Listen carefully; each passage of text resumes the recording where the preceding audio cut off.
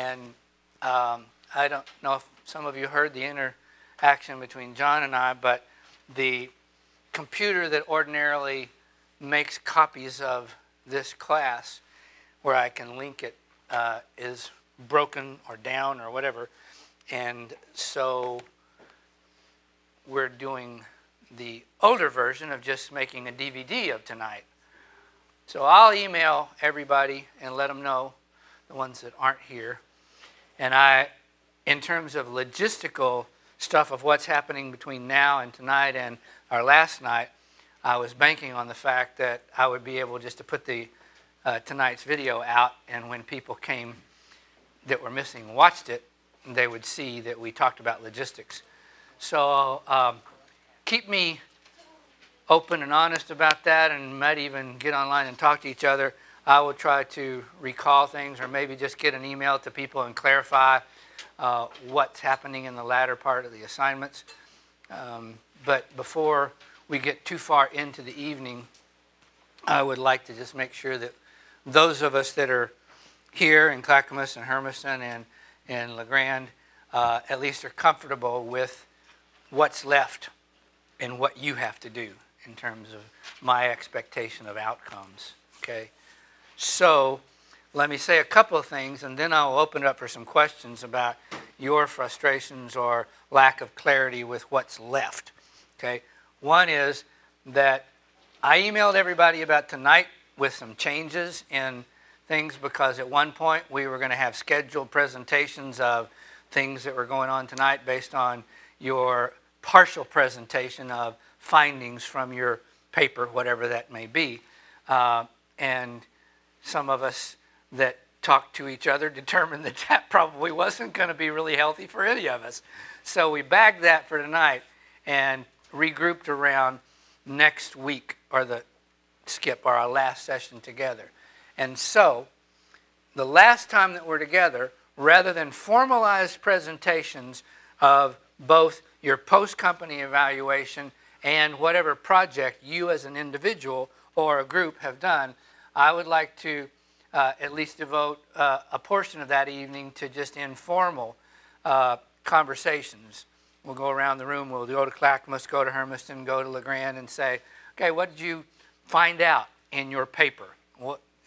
And it's not a matter of, I don't know how many of you have ever gone to conferences where even at the undergraduate level here at EOU, we have a senior, well, it's not necessarily senior, but we have a student symposium where students present papers for competitive grading and then present them in a symposium. And it's real interesting to watch that happen, and many times the presentations are, here was my thesis statement and my methodology was, and here was the statistical analysis, and 30 minutes later you're still in the chi-squares of what happened, and you still don't know what they found out. So it's like in this informal time together, I'd kind of like for us to cut to the chase and said, well, here was what I wanted to look at, and at the end of it, here's what I found out. Does that make some sense? So our last evening together, I would like for us to all sort of participate and engage in sharing with each other what you found out in your post-company evaluation. Did that change or did that not? When you looked at evaluating a company. Sorry, make sure I turn this off. I just read a book of two-page singers from Whoopi Goldberg. It's about, I don't know if you know it, but is the world crazy out there? And one of the things that she said was, I don't want to listen to your music on your phone, so turn it off. So, sorry. Anyway, are you clear about the last two things? That's at least one of the things that we'll do. And there's obviously some more readings that are scheduled for that evening. And we'll do that. Week 5, it says post-company evaluation, human resource and best fit issues, and there's 3 Maidman articles, and then the dark side and narcissism article from the Pearson Newstrom book. So articles and informal presentations of your post-company evaluation and whatever project you were supposed to work on or you did work on. And that's kind of what we'll do that evening. I don't have new theory supposedly to present.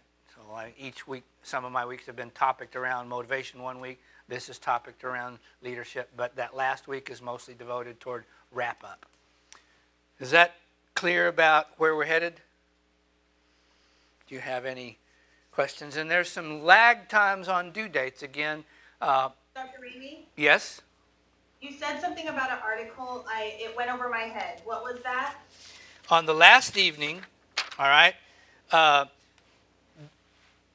to repeat, it's divided up into three parts. One is a sharing of your post-company evaluation, or post-theory company evaluation. Two, sharing of whatever you found out about in your project, and specifically in answer to your question, that there are still some articles in the assignment sheets. There are 3 Maidman articles and 2 Pearson-Newstrom articles, and we will still... Week 5. For week 5.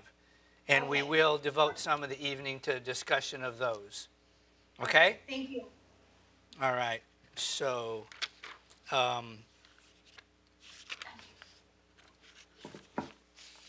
right, logistical concerns. Not many of you, but several of you have either phoned me directly or emailed me directly about some concerns that you've had about either logistics, about how we're doing the class, or concerns about what you've been writing and how you're doing that, both with this class and already thinking about what your long-term projects are, whether you're going to be somebody that's tied to me in a mentor-mentee relationship, or you're not particularly in my area, but you're looking at something else or some other area, but you're still thinking about your long-term projects. And that's very good. Thank you very much. Some of you haven't talked to me, and so if you have concerns in those areas, I really don't know that unless you connect with me somehow. You know, email me or phone me or holler at me here in live. But however you do it, if you're concerned about what's happening either in this class or how you connect things up for your future projects in the MBA program, feel free to holler. And you can do that with any of the MBA faculty also. I can't remember who all of them are, but I know that Dr. Clements teaches in the MBA program. Dr. Diffenderfer is. Dr. Carpenter in the marketing area is. Dr. Mueller will be teaching in the MBA program, and any of those faculty are certainly willing to engage in conversations with you about, and if you have some question about sort of what their content area is, you know, feel free to holler at somebody and say, well, I'm into so-and-so. Who would I talk to? And ordinarily, you're going to find some faculty that kind of works with you in terms of kind of thinking through the direction of your MBA thesis. So that's kind of a future-oriented idea. Any concerns or questions that you want to bring up for the body of the whole? Okay. I think that most of you, as far as full entry into the program, are okay, but a few of you need to, if you're in this ballpark, you either need to talk to me or talk to Lori, and I have a few that I may be talking to, but we have kind of a rolling entry program, and ordinarily we like full admittance for all students by the fall course. That's this course. But there are cases where we make exceptions to the rule, to where maybe some of your prerequisites weren't there, so you may be taking another class. Maybe some of the testing requirements weren't there, so you've not done that. But I was talking to Dr. Mueller just last week, and he just wanted me to make an announcement to tell everybody, just to make sure that you're pretty much, you know that by this time or really soon hereafter, certainly before we move into the winter quarter, that you've got sort of the full go-ahead, you know, on entry into the program.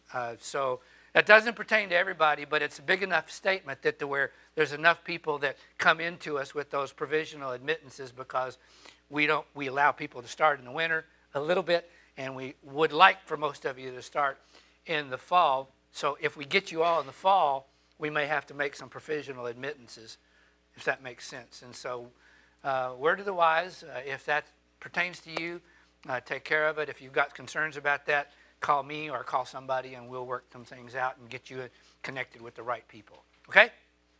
Enough logistics? All right.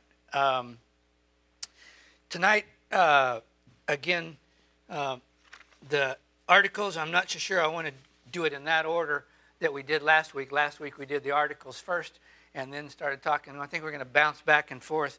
I will share with you leadership notes. Those undergraduates that had my leadership class, some of this is going to be definitely repeat, but in the last couple of months, I've been revisiting sort of my readings of some of these authors, and there's a few little things that we'll do, and actually in the guts of it, or the essential part of the leadership model, the Smith and Tannenbaum one from Harvard Business Review, I've completely revised my stories, from that model. I've picked up another couple of consulting gigs, not recent ones. I've picked up stories from earlier consulting gigs that change the story a little bit, change the characters a little bit, but still get at the theory. So hopefully those of you that were in my undergraduate classes will get a couple of new stories off of the leadership model tonight. Same concept, so if you got that, you're okay, but another couple of stories. In general, some shifting patterns.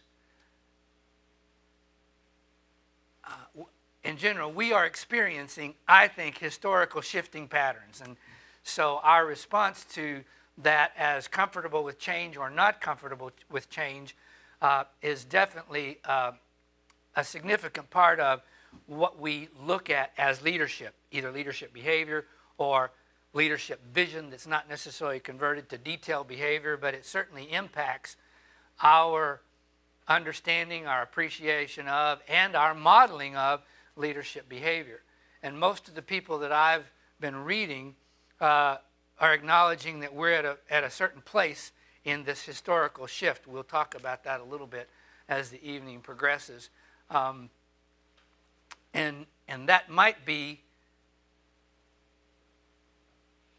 if I say that there is a significant way of looking at organizations, a la, let's use the words command and control, or rigid organizational structure, or some of you might have been exposed to the words mechanistic or organic looks at organizational behavior.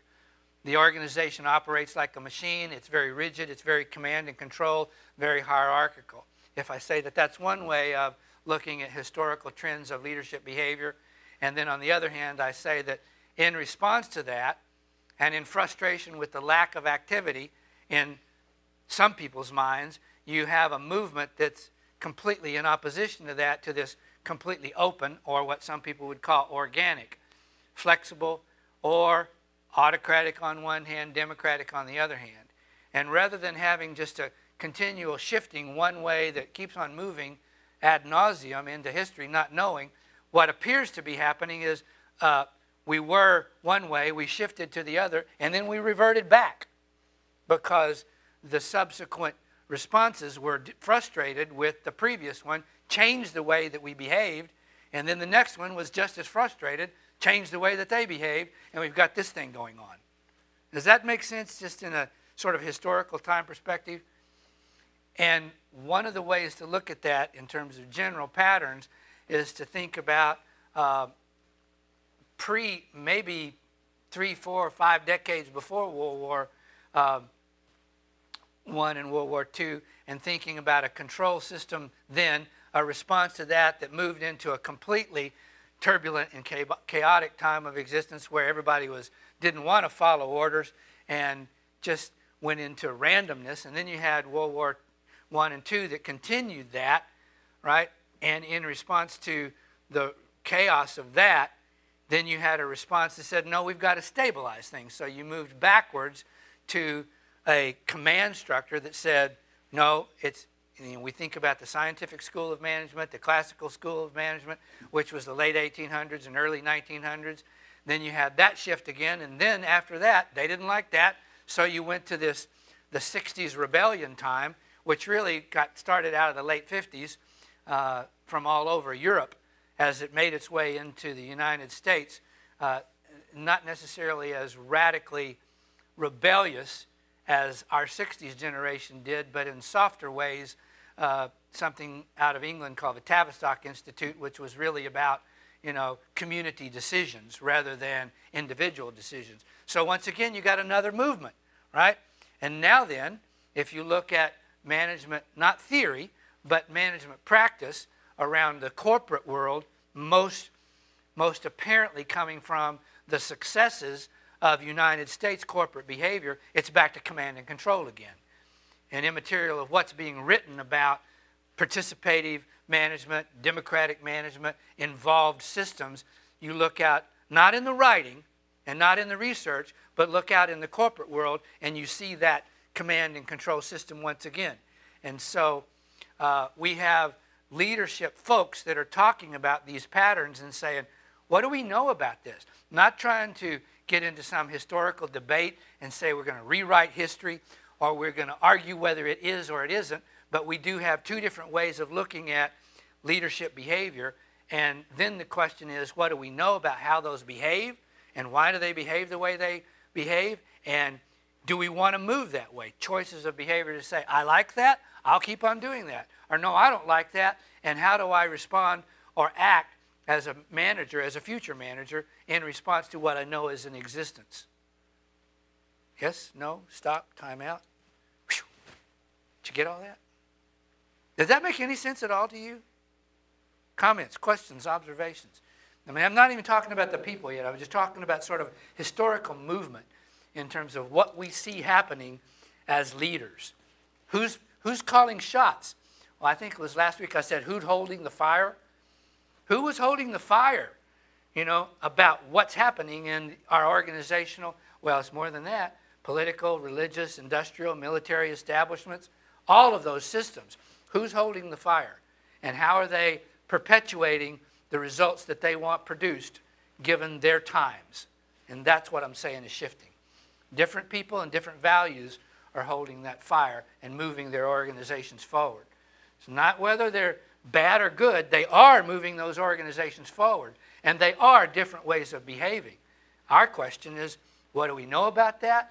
How do we measure the success of those organizations? Do we like that? Do we want to continue that? Or do we want to make some changes? And are we comfortable with that? I did and if you're interested in this, holler at me. I can maybe PDF this copy to you. I don't have this electronically, but there's a whole series of self-assessments. I didn't even look in yours to see if there's a corresponding one in yours. I should have, sorry. But we did in one of the undergraduate classes, we did a self-assessment on our response to change and our comfort with change. And I like to think of myself as this really, really comfortable person with any kind of messiness out there. And my score was about as low as it could get as being really, really uncomfortable with substantive change in my environment. And it really kind of shook me a little bit. I thought, no, I don't know that that's accurate, but I guess it may well be. What is your comfort level with the change that's being thrust upon us from our environments? And what difference does it make anyway? Well, it does make a difference if me, who? The teachers, your future bosses, you yourself as a self-selected leader, manager of the future, what is your comfort level and your response to the change that they tell us is happening around us? And if you're not comfortable with that, you're probably going to be really uncomfortable with the next 10 years, of your life, because the change is there. It's like, okay, now what do you do with it? I'm talking too much, sorry. It's your turn. Can I make one?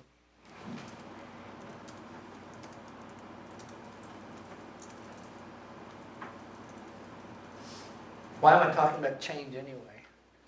Because all the folks that talk about leadership and the future of organizational behavior, which is what you're going to deal with, are telling us that change is the only constant we know. We talked a little bit about that last week too.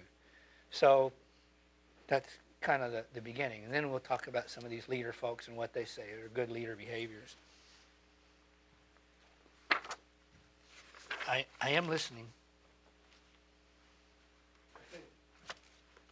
Have a comment in LeGrand. How comfortable you are with change has to do with your perspective. Do you agree with where it's going, or are you causing the change, or are you being told to change? you know. Right. I think that's in human nature. So if you want it to go somewhere, or you like where it's going, you like change. But if you don't agree with it, or somebody else forcing it on you, you're not. While it's not the direct thrust of this class, sort of one of the things that I continually look at in the major classes that I'm responsible for is the relationship between the behavior of people, the leadership and the motivational stuff, how we behave, and the structures of the organizations that we are in and out of, and how that moves back and forth. And part of that is, at least one of the many ways of categorizing that would be to say that there's closed structures and closed behavior. The boundaries, I can shut them down because I'm uncomfortable with the stuff that's out there. I like what's here. And so I like that rigid control system. I like limited sets of behaviors. Or we could look at those behaviors and those structures as really open. The stuff that the folks are talking about, virtual organizations, boundaryless organizations, neural networks, those kinds of things. And if I like that kind of stuff, I'm probably talking all the time, telling you what I want you to hear, listening to what you have to say, really listening. And so I'm comfortable with all that open stuff. And I think you're exactly right.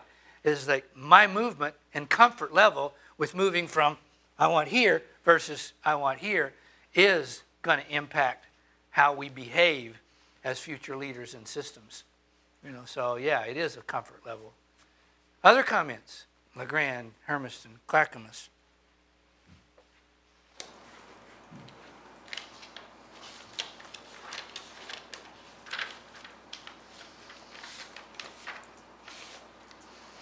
I need to recall my teachings that were given to me on engaging folks in the Socratic dialogue method here. Or start calling each individual out and say, well, what do you think about it? What do you think about it? Instead of saying, what do y'all think about it? But in Texas, I was told that y'all was a good term. It's you and all. So I'm addressing each of you individually, as in you have the chance to respond, and I'm addressing all of you collectively and saying it's all too. So y'all talk, you know, to me, please. And you're being quiet again. All right. Let me give you a real quick overview of where I'm headed. We'll see how far we get tonight on some of these folks. And then articles also. I'm going to start off with a man named Warren Blank, which I haven't given lots of folks, even at the undergraduate level. I haven't really talked about him a great deal. I've thrown a few of his principles out, but not many of them. He's got a book called 9 Natural Laws of Leadership, and I'll speak at some of the things that he says. Certainly, my heroes, Barry Posner and Warren Bennis, will be a part of what we deal with tonight.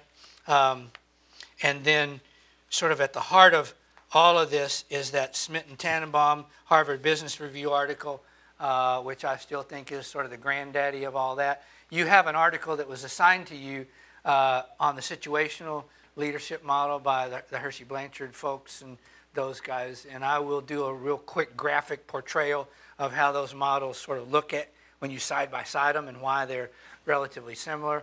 And some thoughts on why one doesn't work particularly well and the other one does, at least conceptually, you know, and then we'll go from there. And depending on time,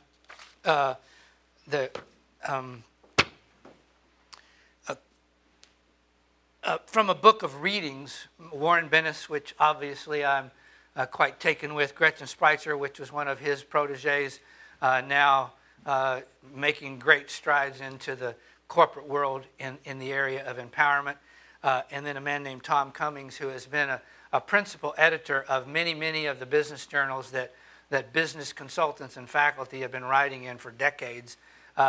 Just a brilliant collection of thoughts to put back to people. And so those three people basically edited a book called The Future of Leadership. And given time towards the end of the evening, I'll try to share with you bits and pieces from the last 2 chapters. One is a culmination of the book where they say, what about the future? What are some significant things that are either happening or missing, you know, in the area of leadership thinking and leadership behavior? and then a couple of bits and pieces from a real quick rendition of the memoirs of Warren Bennis, and from the late 50s through today, why what he says is relevant, and it still makes an impact in organizational America. Actually, the world. I actually have one version of one of his books that's been translated into Romanian. I didn't even know that, and I went to the bookstore looking at leadership books, and there was one of my favorite books of all times translated into Romanian. So I was like, wow, what a deal. So that's where we're headed tonight. We've got some articles to talk about. I've got some things to share with you in terms of leadership theory and people that are continuing to make inroads. Let me throw out a couple of three names out at you, and I've got some of these books that they've just started coming into me in the last month, and you think, well, it's brand new stuff. And in some ways it is, and in some ways it's connected. You know, I'm ever so surprised at how something that was written a month ago or a year ago sounds something like that was written 20 years ago. And so why is that? Does that mean that it's still relevant, or somebody's just not willing to go out and find out something that's really happening? There is one book that's a great, it's actually to me a lot more solid than going to the bookstore and buying Leadership for Dummies, although the X for Dummies is really not a bad series of books. And if you really want the primer on just about anything, go buy one of those and you'll see, you know, in some ways how connected it is to the actual theory base of whatever you're looking at. You know, you buy Marketing for Dummies and you're going to get price, product, promotion, placement, you know, that kind of thing. So it's not a bad place to go. However, having said that, one book, I can't even remember the name of it, but it's Bill Robinson, R-O-B-I-N-S-O-N. Email me. And he's the ex-president of Whitworth College.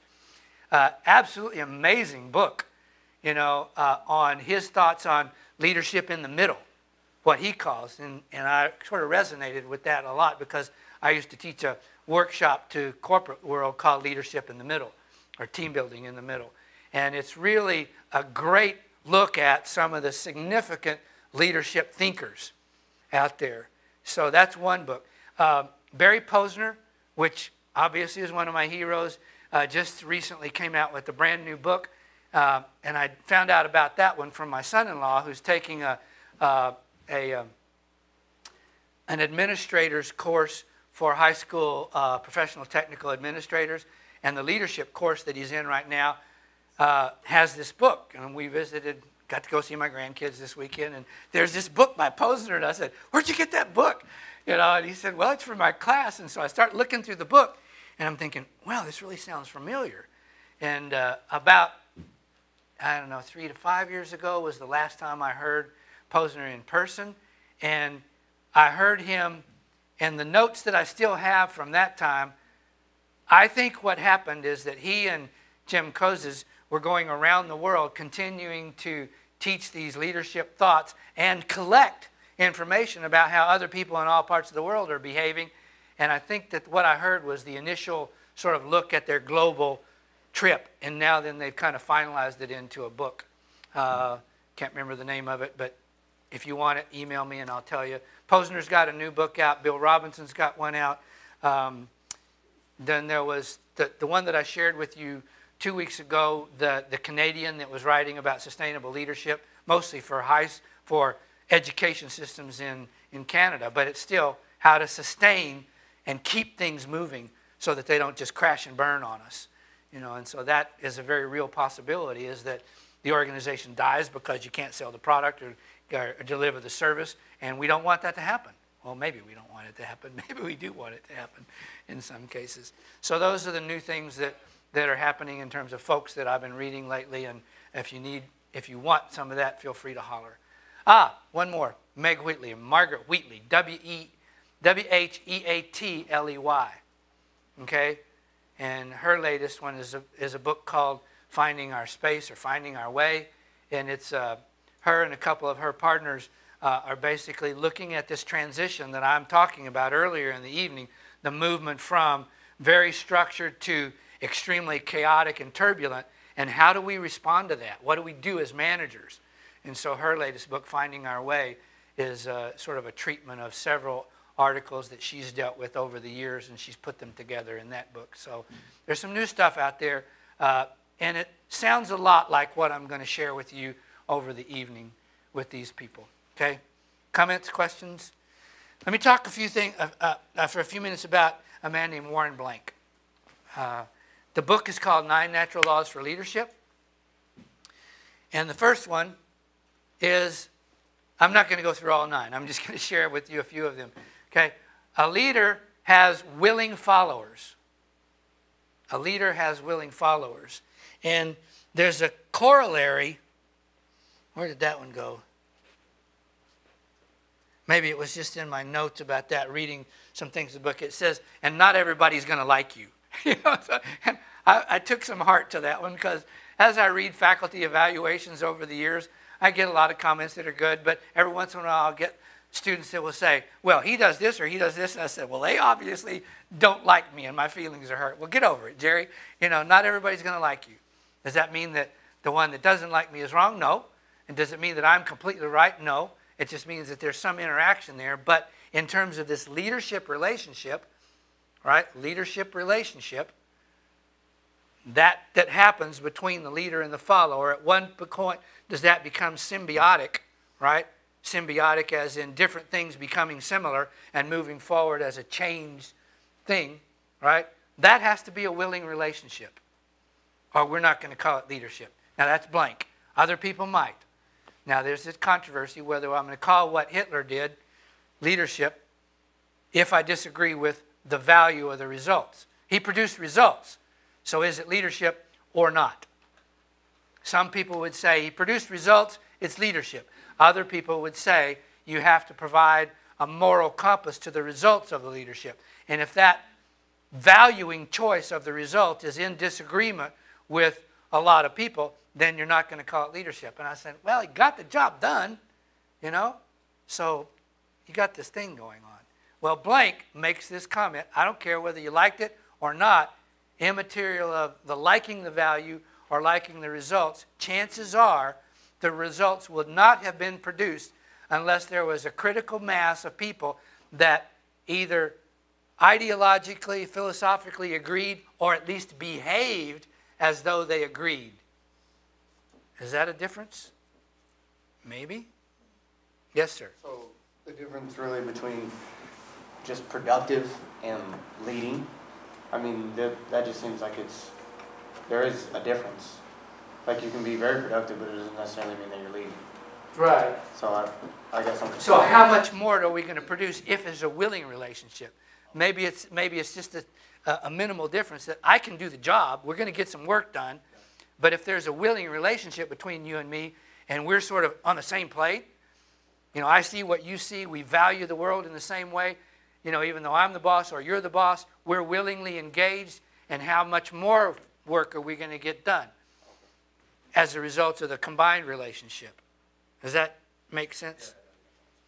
In sort of a bizarre way of looking at a negative aspect of that, if I say the My Lai massacre, does anybody remember that or have heard about it? I saw one hand anyway. If I say Lieutenant Calley went to jail, same person. Anybody from Hermiston or Claxton recall from the Vietnam ERROR, the Vietnam error instead of the Vietnam ERA, the My Lai massacre and Lieutenant Calley? Not many hands. Here's kind of in a nutshell, but it's certainly a limited perspective. You need to kind of go study that issue. I can deal with the Calley issue a little bit easier than I can deal with another incident that a year or so later actually happened on the Marine side, and I was like just close to that one. And so there's still a couple of books on that I'm still kind of struggling getting through because I was at these places that it happened. But the My Lai massacre was a situation in Vietnam where many, many women and children were just absolutely obliterated, burned them up, put them in a ditch, and Lieutenant Calley was the second lieutenant, about as low as you can go in the military officer structure, that made a command decision to do this, right? Now, productive, but how much more productive or not productive? Was it a willing relationship? Did he do it because he wanted to do it? And some of the stuff that came out was that, well, that was He didn't really want to do it, but he was required to do it and told to do it, and he's the one that took the heat for it. You know, and there was lots of other people that said that, but he wasn't willing to do that. Yeah, well, he did it, you know. So it was productive in terms of he got a job done. Now, many people don't think that that was a good job, you know, and it was a bad thing to do, but it did happen, and it happened in the context of war, but many things came out after that, and it's a willing relationship or not. Yes, ma'am.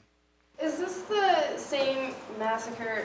I'm wondering if it's the one that I'm thinking of that we spent some time on, where it caused this huge controversy over Vietnam because they were literally like throwing babies in the air for target practice? Is it that one? I'm not sure that that happened. Into this village and completely. Yeah, that probably would have caught, you know, those, quote, mythical things that happened as a result of that probably came out. You know, it probably was, you know. But in terms of the actual court cases and the documentation of the things that were written about it, who said what when, what actually happened, what they could document, that was not a part of that.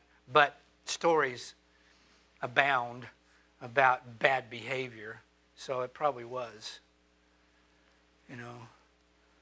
I don't recall that was ever said about the Marine Corps incident. You know, it happened to be in the location where I was at, but it was very controversial. And the fact that there were so many women and babies, you know, and children, women and babies, yes, no, but the actual warring physical conflict of fighting, shooting at each other happened between American young men between 18 and whatever and Vietnamese people that were women and children from their ages of 8 on up. And so in the mind of the soldier who's engaging in that conflict, they're not making a distinction. You throw the baby thing in, and now it gets really wicked, you know. But Calley, supposedly Lieutenant Calley and the troops that were there just obliterated an entire village, dug a ditch and put them in it and started burning them, you know, because they said, well, if we don't do it to them, they're going to kill us, you know. And so we don't want that to happen. Well, that's why I don't think war is a good thing anyway, you know. So it was crazy, that surrealistic time. Yeah. The same idea with Hitler, though, whereas looking on it from an outsider perspective, like what we have, and it's something that happened in the past, and I don't think there's anybody in here that wouldn't agree that it was a horrible thing that should have never happened. But at that time, where they have that power to brainwash the people underneath of them, it does, in a sense, make them a good leader because they have that capability of... They were able to persuading everybody to get on the same page and do it. Their goals, obviously, were not well-intended, I mean, except for in their own minds, but they do have that leadership ability to go in and... Right. The Holocaust is a good comparison of that because many of the same things that happened after that, many of the people that participated in those atrocities later on said, I didn't do this by choice. I was told, I was forced, I was compelled. You know, I was unwilling, but I did it anyway. You know, and I guess that's the premise of Blank's statement. He would like us to get beyond that and say good leadership is when we're both willing to engage in that. So, yeah, it's an interesting part of history. I'm going to move on. Study leadership as an event.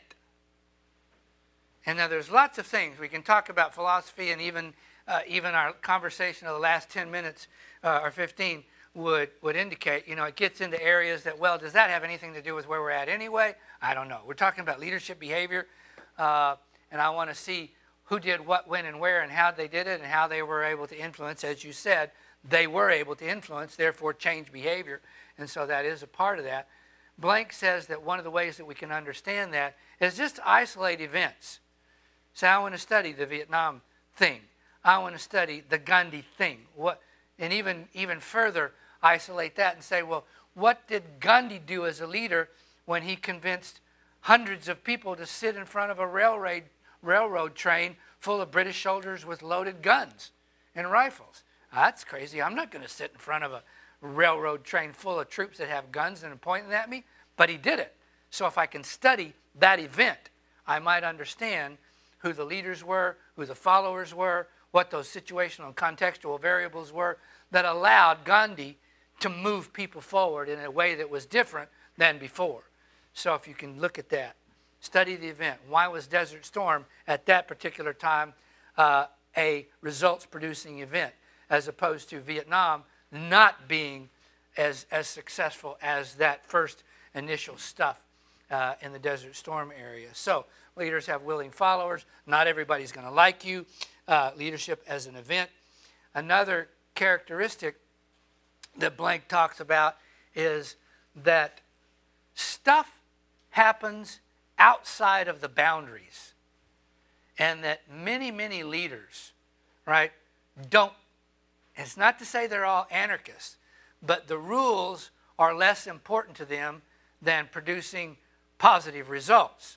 They want good results for an organization, and so they will operate outside of formal boundaries. That's either structure, and I keep on putting the pyramid up because that's what we see as the formalized, rigid command and control, hierarchically defined reporting relationships up and down the chain of command, functionally, and I'll get to an example of that in a minute, functionally distributed, and the marketing department talks to only so many people in a certain ways, and we don't have this open cross-hierarchy and cross-boundary processes.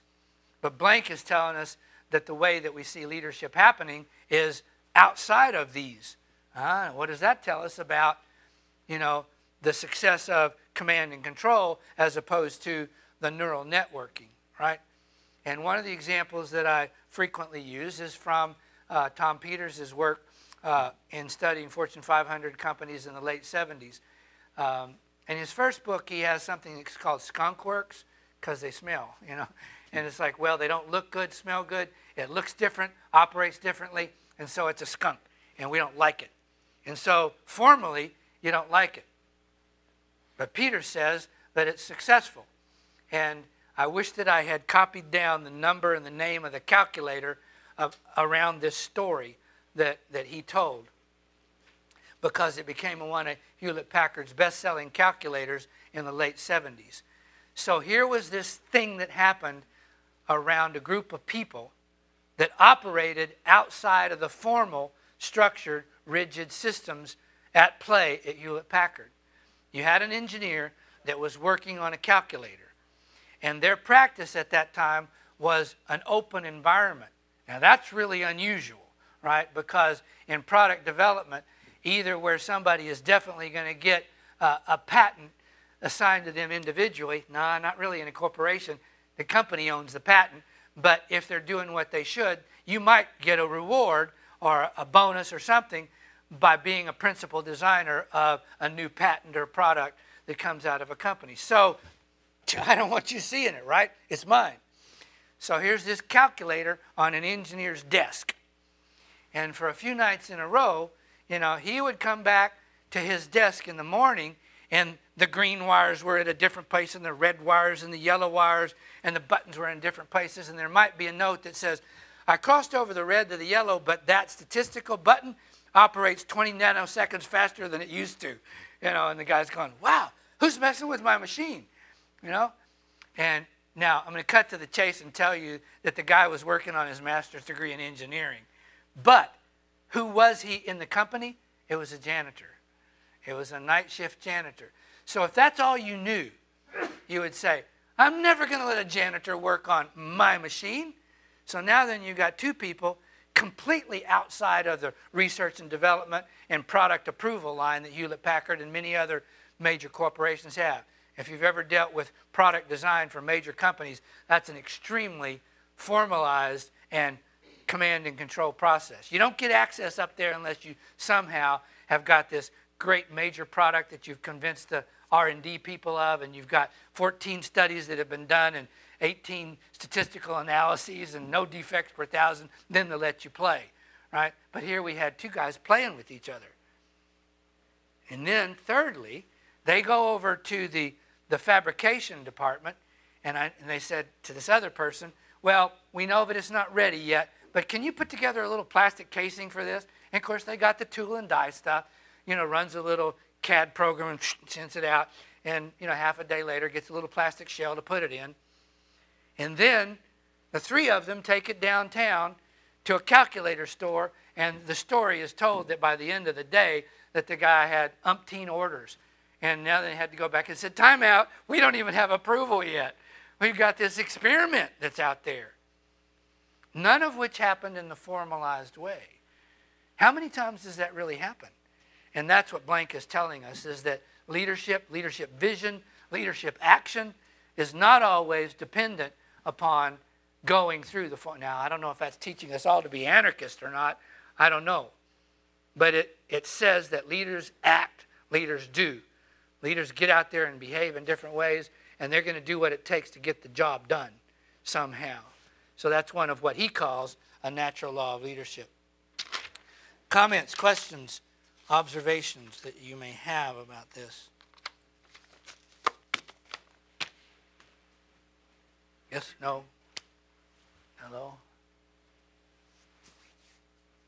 I just think it's interesting that most of the leaders that you named are not what you would call anarchists, but I mean, if you think of, the civil rights movement with Rosa Parks and Martin Luther King, like, they did things that they weren't supposed to do, and they were considered great leaders for what they did. Right. And, I mean, Kennedy and Lincoln and just a lot of people that, who we would consider leaders for our country, they usually did things that were against the grain, that no one else was doing. And furthermore, there may have even been laws that precluded them from doing that. Yeah, so they were criminals, but in the way of they were doing what they felt was right, but at the time it was considered wrong.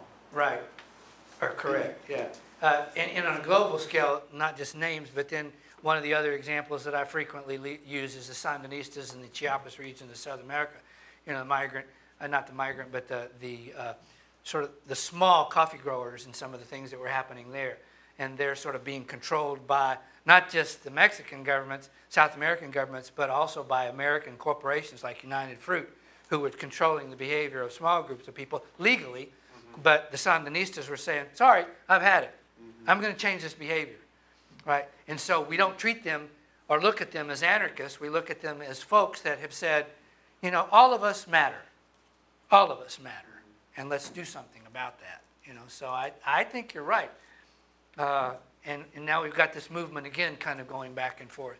Some of the controversy that's happening, today about who's getting to make these decisions is about who has established the legal rules versus what may be considered ethical and moral rules. But even there, I mean, the definition of corporation legally and the definition and rules and points of analysis, maybe that would be the way of the Sarbanes-Oxley, are both correct, but it's a lawyer's heaven. And we're just going to fight it out in the courts. But who's right? So legally. But what will happen 10 years from now? Will we see some shift in that? But at the same time, you still need a following. You need willing followers. There's probably thousands of people that have been thrown in jail for, innovative movements, but they didn't have a following enough for anybody to follow up on them, to see how they were doing, or to bail them out of jail and to continue with the movement. So you do have to have willing followers. Yeah. Or that ability to influence enough people to get the willing follower. Yeah. And if you didn't have that ability to convince you of my compelling vision, we have no movement. We have no movement.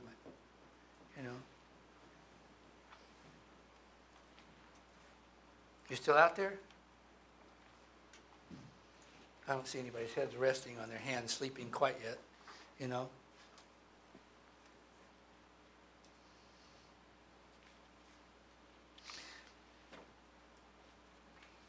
Before I give you a few more names, I want to give you some patterns of looking at leadership thinking. All right? Patterns of looking at leadership thinking, our leadership behavior. Now, if this were only a class on leadership, we would have hundreds of theories about how leaders behave and what we know about how they behave. Okay?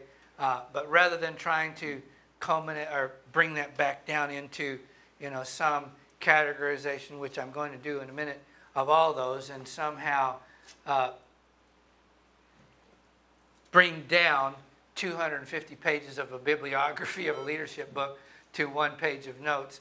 I'll try to share with you 6 different ways of looking at leadership that are maybe, as a pattern, can give you some awareness of how you may look at leadership from now on. Okay? So, and for me, this is very holistic. So we're going to start off with physical theories of leadership. Now, what I want you to do is, as I put these out for you, you can continue throughout the evening to think about, whether or not a particular thought or characteristic or behavior of leadership fits one of these things that I've told you. Okay? In the physical areas of leadership, the first one that is out there in leadership theory is called the trait theory. You get questions of, are you born with it? Can you develop it? And a question that you would ask yourself is, who has the gift? Who has the gift? Right? And were you born with it, or did you learn it over time? Now, every one of the people that I have studied all would agree that at least a part, if not a very significant part, of leadership behavior can be learned, given your desire to say, I self-select into this leadership role. Not a management role. If I'm going to make a distinction between management and leadership, management being the detailed coordination of people, events, things, and that's sort of a structured thing. Leadership being, do I see the future enough? Do I see what we're about? Do I understand what the absolute critical inch, the most important thing that we do? Do I see that enough and communicate with you enough to vision that into the future? That's a gift also. Can I learn that? Depending on whether I can or not, well, Bennis and Posner and all of you say, yes, you can, if you want to be one of those folks. But this trait view moves around the physical nature of leadership theory. Are you born with it? Are you not? And what kind of characteristics? Now, that gets real quick into not physical territory, because what's the difference between physical courage? Is that just simply size and pain threshold versus moral courage? And I'm willing to stand up for values and beliefs. But that's a trait also, right? So, physical things, we have a trait view. And then secondly, we have a power view. So we've got a trait view of leadership theory, then we've got a power view. Now, we're not going to spend a lot of time this evening going over academic statements and arguments about what the difference between authority and power is, but that is a significant part of understanding this. Your awareness of what authority is, the legitimate right to govern and control as given to us by who? The system that we belong to, the laws that we play with, the structure that we are within, and the official rights of that system to govern your behavior being authority. But power, immaterial of the official nature of whether you've been allowed to do it or not, simply says, I can do it. It's not in physics a potential energy. In physics, it's kinetic. You can look out there and see these people doing something. They're acting. They are changing behavior, either their own or yours, as a nature of their ability, their now ability, not potential. I can in 2 years once I get all the resources. We're not waiting. Right now, I'm going to do it or change your behavior to do it. And that's one view of power, right? Charles Manson is an example of that. As opposed to, if we look at that particular relationship, you can think Manson had power, Kennedy had authority. And we're saying that in the physical nature of this thing of leadership, traits of leader, who has the gift, and the power of leadership, who has control. Whether or not I'm allowed to have control or not. There's a movie called Vanishing Point with a race car driver named Kowalski. Has anybody ever seen this movie? Just no. Yeah, I see a hand. Then track with me that person that raised their hand. Kowalski drives really, really high-powered muscle cars with big, big engines and delivers them to people that bought them on either coast. And he makes money per car, right?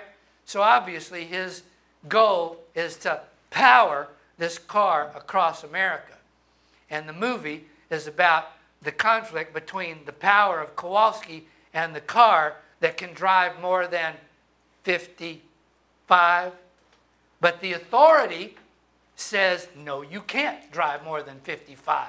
And so you've got this conflict going on in this sort of cult movie called The Vanishing Point about the policeman saying, we're stopping you, but nobody can catch him, right? They had authority. They had police cars that said, we're going to do this. They had a law that said 55, and he had a car that could drive 90. So you got a conflict. And that's one view of leadership. Maybe, I don't know if that's leadership or not. So, who has the gift? Who has control? Now I'm going to shift.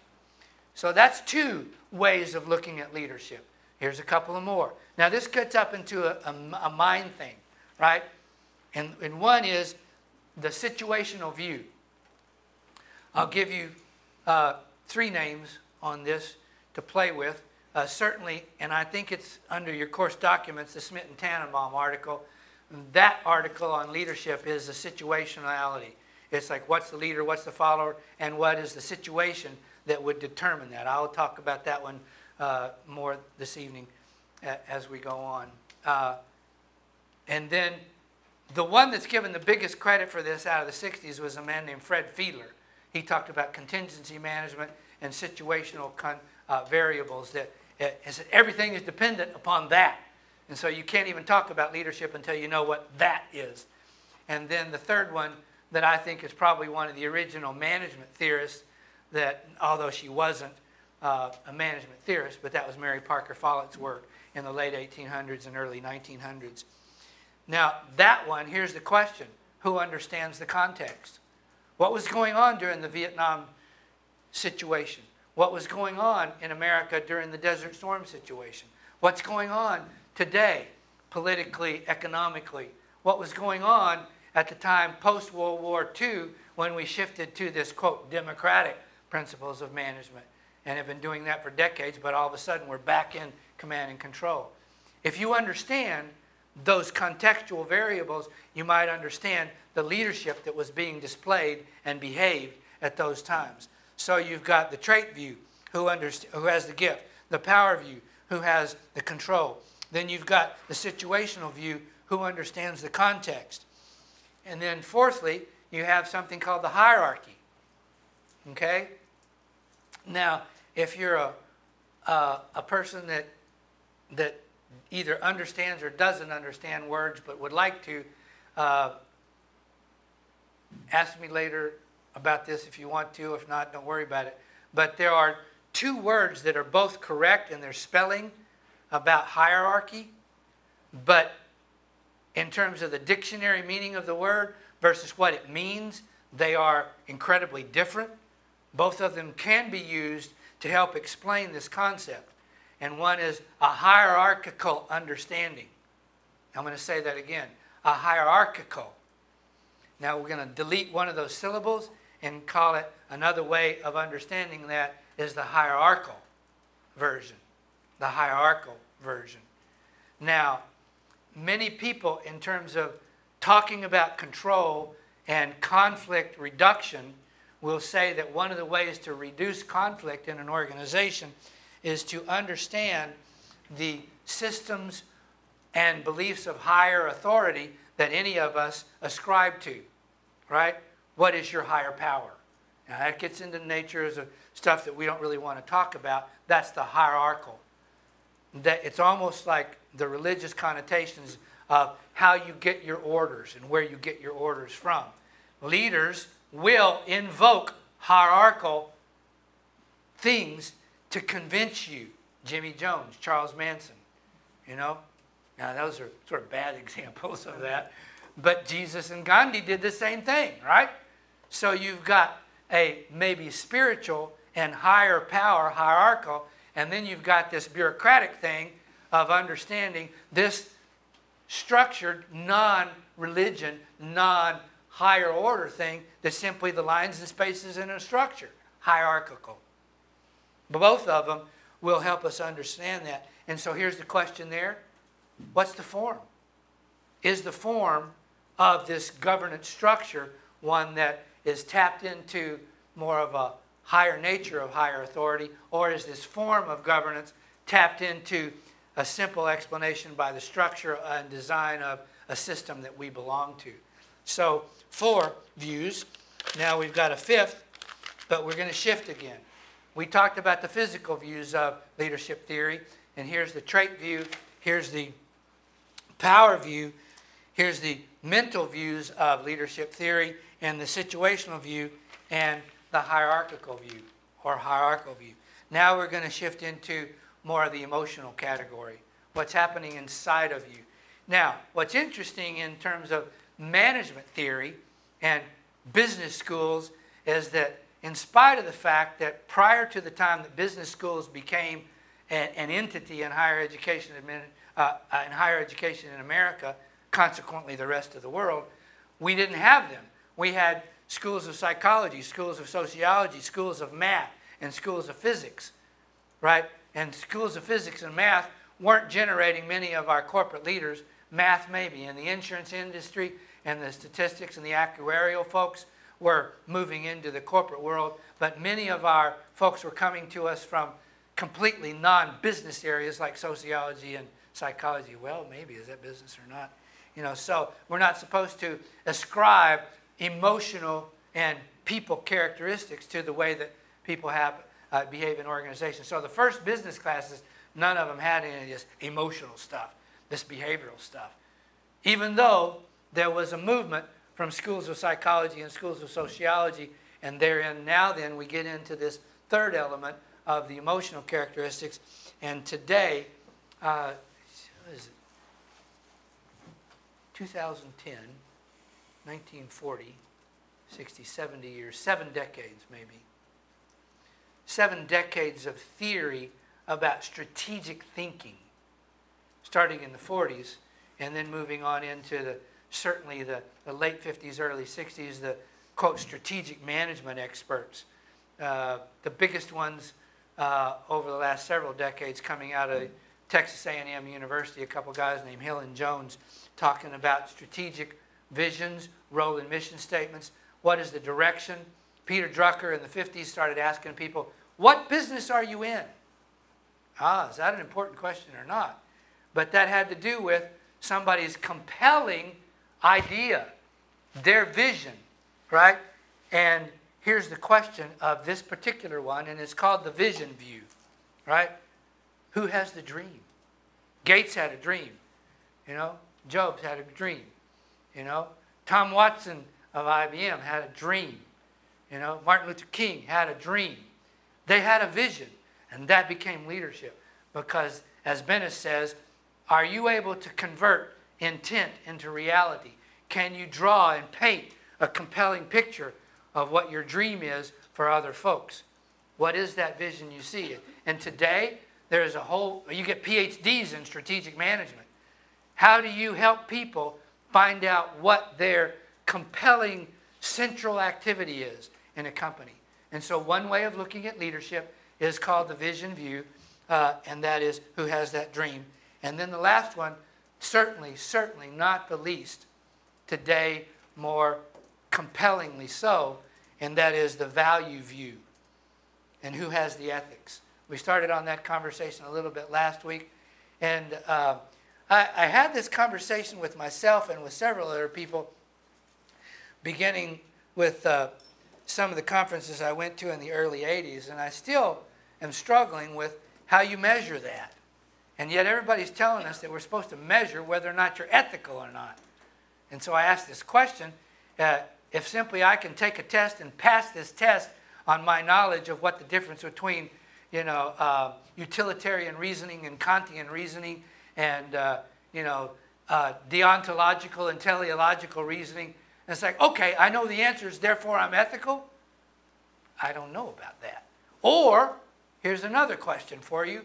It's simply because my profession has able to put forward to the public a statement of professional standards regarding the ethics of our profession. Therefore, I'm ethical. I'm not so sure. I would like to think that somehow we're going to observe behavior and see if the behavior is clearly in harmony with the words that you put on the paper. But nonetheless, it certainly is a part of looking at leadership. Who has that ethical positioning, right? And all these people, and there's another one that I haven't even talked about. Actually, I'll be using her book in a new class that I'm going to be teaching in the winter quarter at night or online called Sustainable Leadership. We talked about that a bit, but I'm going to use a book called The Ethics of Leadership by a lady from well, she's actually from the Jepson School of Leadership, Joanne Ciulla, Ciulla. She's done some incredible work on looking at what the moral compass is and how we should use a moral compass as we judge the behavior of the leaders that we choose to follow. So those are 6 ways of looking at leadership. And my thoughts are that just about any leadership theory or idea or person that you're going to look at, you could probably find a place to put them into that.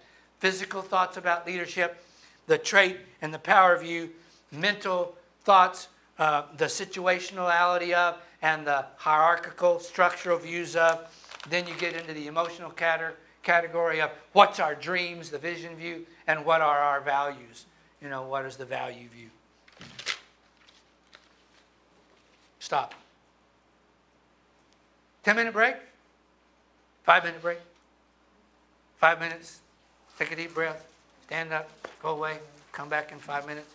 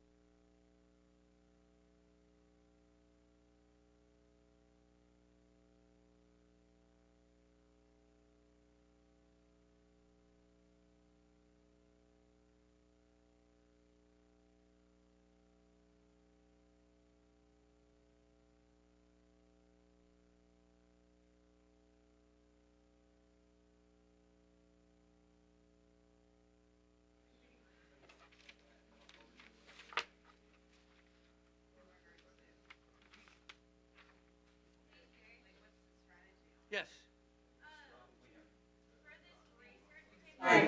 It states that it can be individual and or group.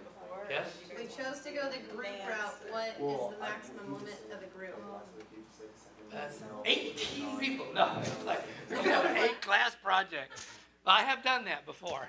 You know, remember the org behavior class of 2 years ago? We did a group thing that was the whole class, but it's going to be kind of difficult to pull that off. I would say be reasonable. You know, 4, you know, ish. You know, but I'm not going to hold to that. If you can, you know, email me, talk to me, tell me what you have in mind. You know, the thing is that once you get, and how many of us have been in groups not only in academia, but in our other lives where, you know, you had a group of 6 and 3 people did everything and 3 other people got the credit for everything. I don't want you to do that, and I don't think you want to do that at this level, you know, either. So be reasonable, email me, let's talk about it. And it can kind of cover anything?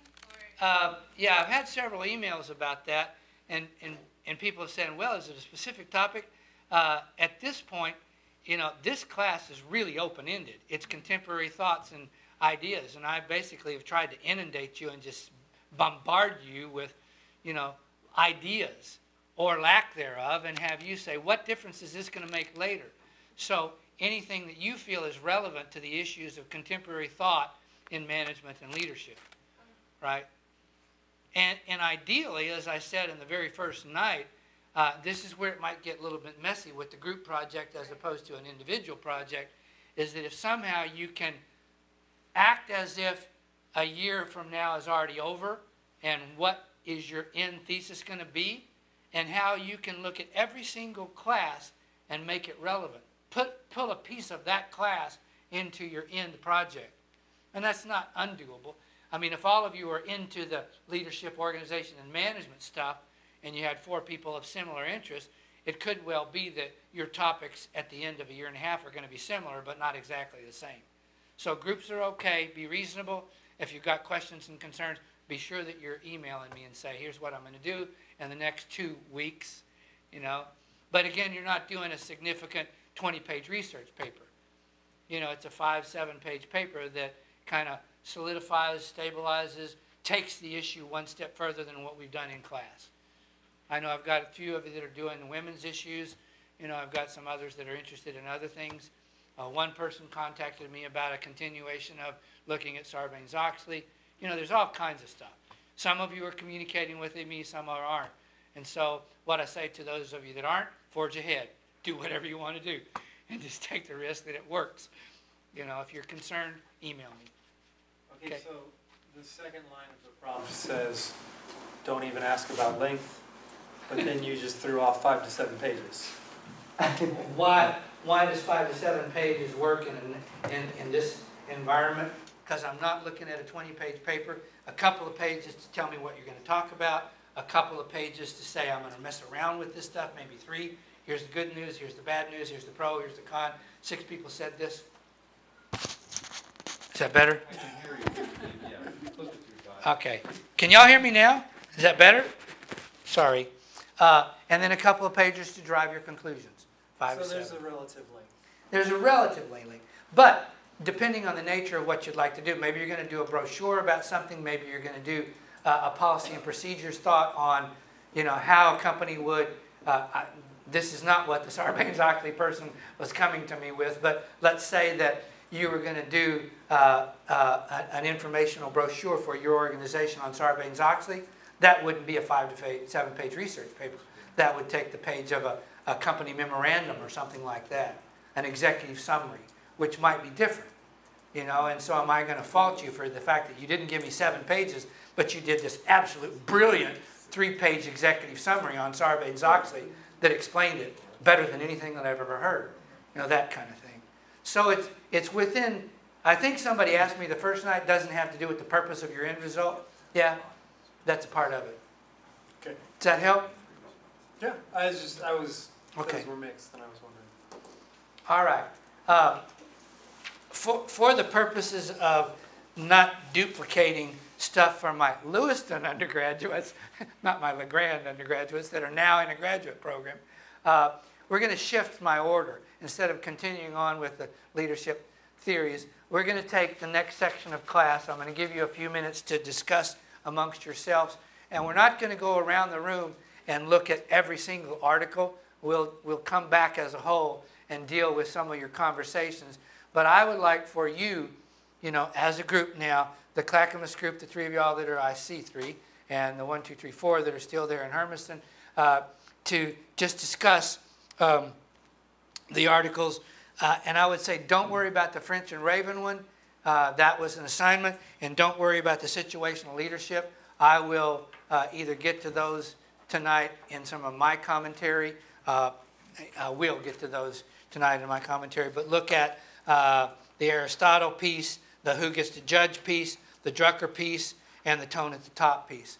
So it is now 7:30. Why don't we come back at 8 o'clock-ish? I'll leave this mic on in case people have questions and comments. But for the next half an hour, I'd like for you to discuss those 4 articles. Legrand, group yourselves into some reasonable things. It looks like if I just drew a line in the middle of the room, we could have one group of 6, 1, 2, 3, 4, 5, 6, and another group of 6 or 7 at the back. That could work, or you could divide up into 3. Do what you need to do.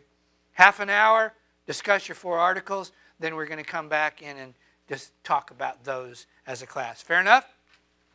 Okay. Or take a nap if you feel like you need to. I'd rather you didn't, but, all right.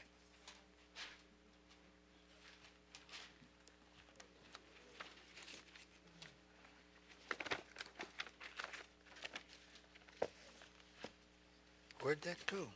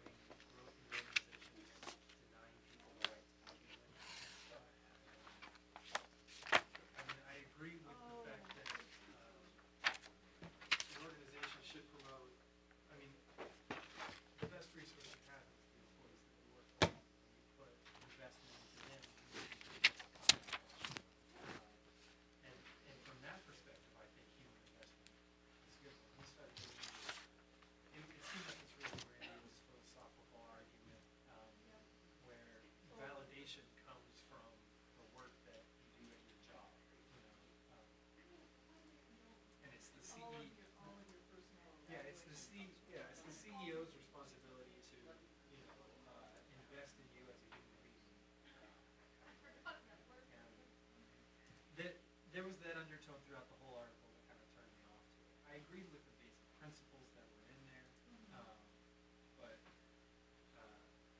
for me there was a little too humanistic. I mean, I'm more concerned with the CEO that sees the value of investing in people as bottom line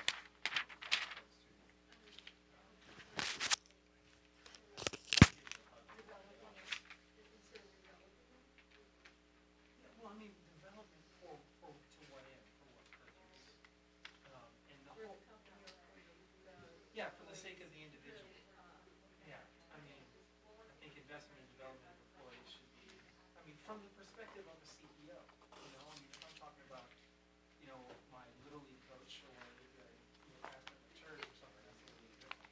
But I just think that, I think a CEO should be more concerned with the tasks come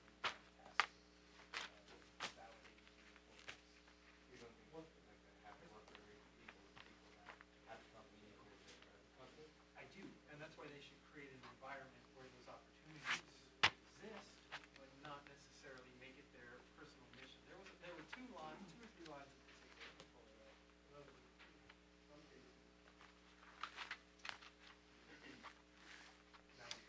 One way to one way to think about this is that I've said you've got a half an hour, give or take, to do 4 articles. So you're thinking about 7, 8 minutes an article. So as you deliberate, talk fast. Okay. CEOs, corporations or CEOs do not provide the opportunity for their employees to grow. They're affectionately denying them their basic humanity. To me, that's not something that is entirely upon the company. So. I took it as, I see where you're coming from. I took it as though, that the CEO was basically saying, we need to develop this, pass it down the line for someone that if you're not interested in money, the CEO is the one that says, basically, I'll allocate the money for it and the time and the ethics and up here, I'm for it. Yeah. But he doesn't really do it himself. There's something to be said for making executive decisions, but there's a couple of things in here that just I don't know, didn't sit right with me in that yeah, and you know what? It may not necessarily have been the point. It may have just been the way that O'Toole was presenting it, the way that he said it. Maybe I just didn't like his semantics. I agree that productive workers are happy workers. But that didn't.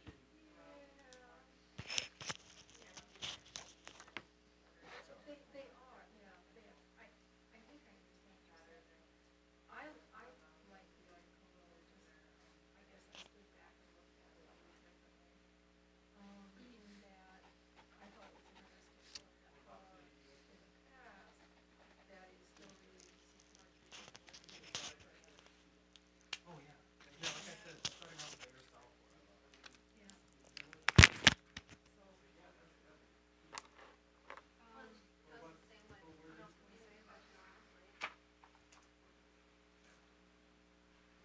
Well, I thought it was a good point that they made that, so many people spend so much of their time at work Not professional athletes. the idea that the opportunity for someone who does want to expand themselves and whatever, become better, has that opportunity within work. So I think it's more of just the CEO should let that opportunity be there in some ways. Not that they should just be able to do whatever, but I don't know. See, I feel like it's shifting too much of that responsibility to the CEO, and it's the responsibility of the employee to look for those opportunities, to create those opportunities for themselves. That's been my experience, at least, where if I want to see change within my organization or department, I want to advance, I get out there and do it. I create opportunities for myself. I develop new policies. I propose them. I attempt to implement them. The job of my supervisor, the job of the CEO is not to shut me down when I do that. So maybe even if the role of the CEO is just to encourage people to take advantage of that for themselves. That's what I see in developing a culture of growth, is saying, your ideas, your work, your advancements are welcome, as opposed to allocating large amounts of money, resources, and stuff to kind of Could that be force like it in on one of the other articles that we read about when the lady was hired and she came in and they got Well, one thing I kind of interpreted too a little bit that when they talked about how some of those examples where CEOs are giving themselves big bonuses and then they're cutting the lowest paid workers, their wages by so much. And I guess you could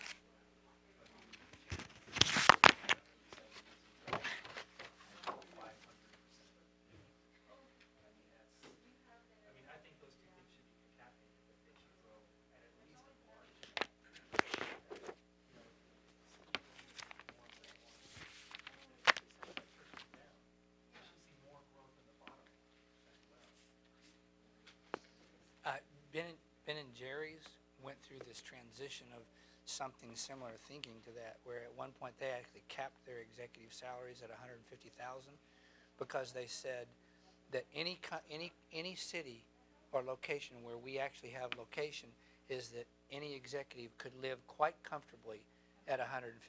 And then, in response to a competitive environment, they hire. We may have talked about this in class one night, but they began to respond to the competitive environment and broke that and hired.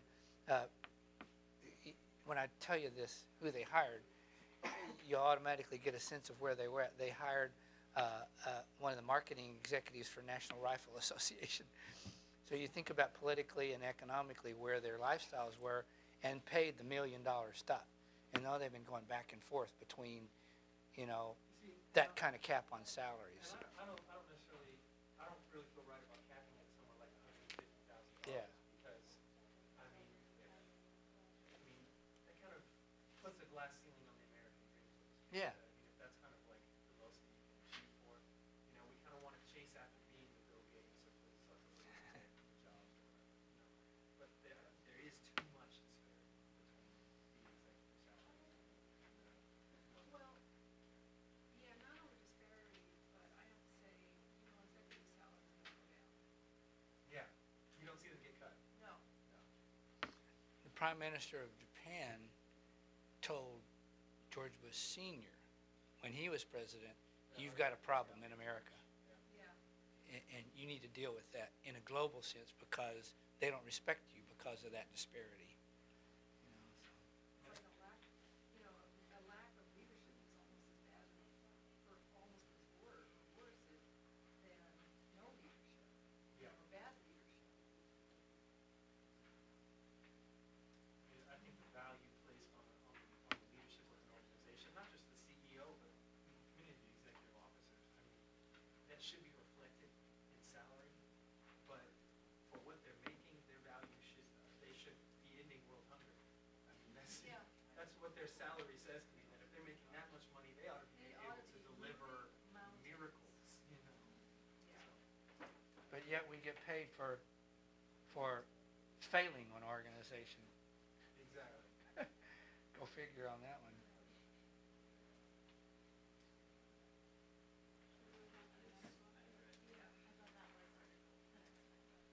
Yeah, we kind of jumped to the next one. Here's like the trucker one. Yeah. We don't, oh, not such, we're not in this situation. No.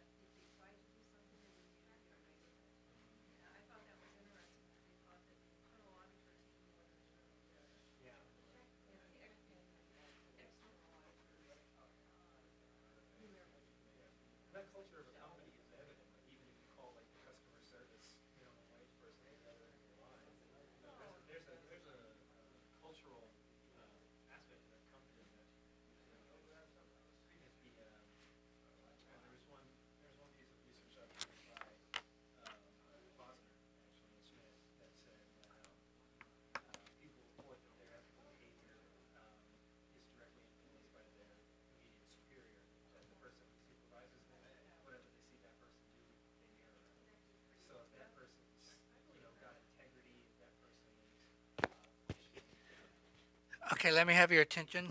Can everybody hear me? Am I on? Yeah, we can hear you. Okay. As you spend the next 10 or 15 minutes and close out discussions on these articles, I also want you to focus in as a group. We've got 4 groups, but instead of us going through every single article, as you kind of discuss all 4 of the articles, what I would like you for your group to pick out one of the most critical points of all 4 articles.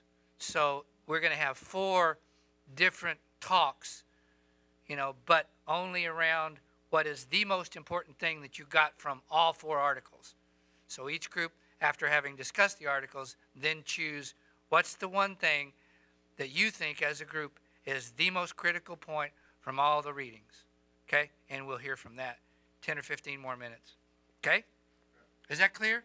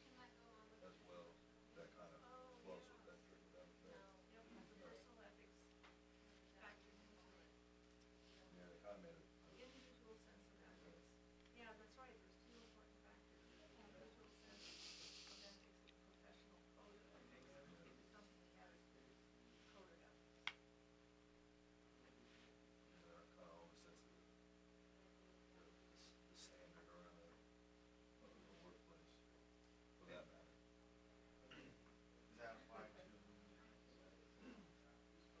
hiring outsiders and promoting? I mean, when you're promoting, a lower worker to mid-level, are you looking at their personal ethics, or is it just your hiring process from the beginning? Yeah, because I know that, it sounds good if you hire your management that way, but you hire your lower level workers, minimum wage workers the same way. Or do you have, because the standard for hiring the lower wage workers is obviously lower, so.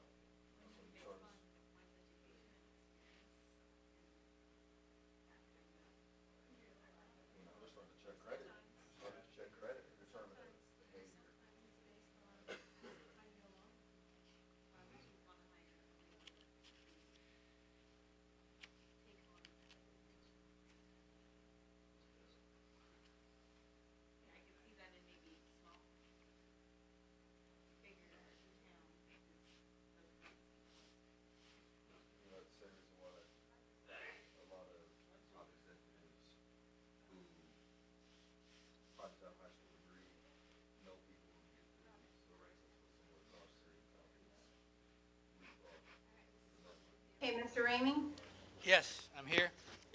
were you asking us to pick one idea from the 4 articles or Yes. one idea from each article? One idea from all 4. Only one, not 1 times 4. Is that clear? All right. Yeah. So it Thank may you. mean, if you're creative, it may be that you find one idea that fits 2 articles. I don't know. But the idea is not to give me a piece from each of the 4. It's to give me, out of having looked at all 4, what do you think is the most important thing that you got out of all of them? All right. Is that clear? Yes, thank you. Gotcha.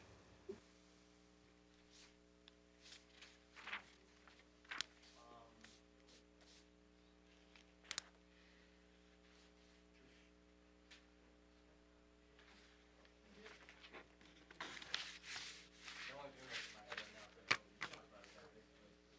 Well, I think kind of most just kind of tie into basically how much control the leaders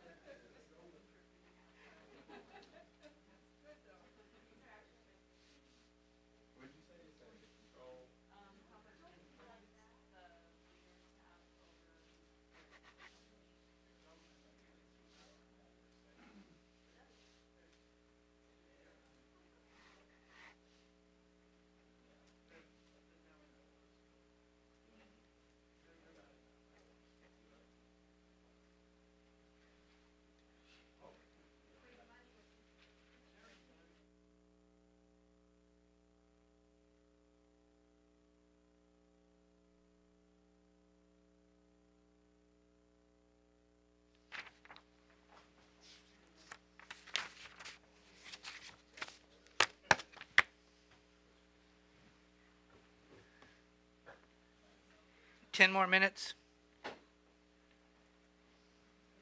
Are we done? Are y'all done? 5 minutes, if we're done.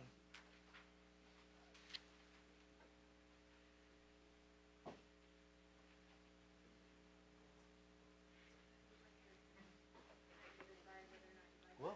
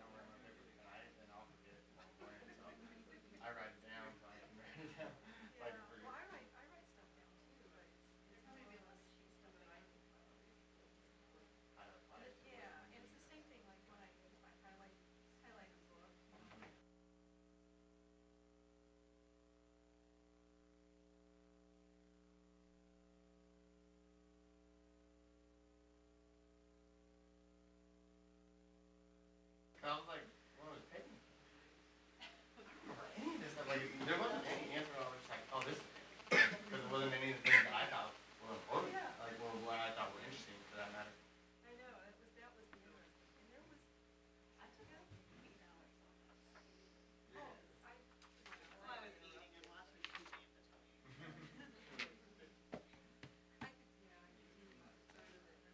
Put the puppy or make the puppy or take a water on the walk or do that. I just find it to get 100%. Yeah, you spend your whole life on it. You get thrown your own. Well, I brought a couple questions to him, and I was like, I found some book. All right, I see everybody here and talking. Are we ready to come back? Hello? I'm out. All right. We shall reconvene.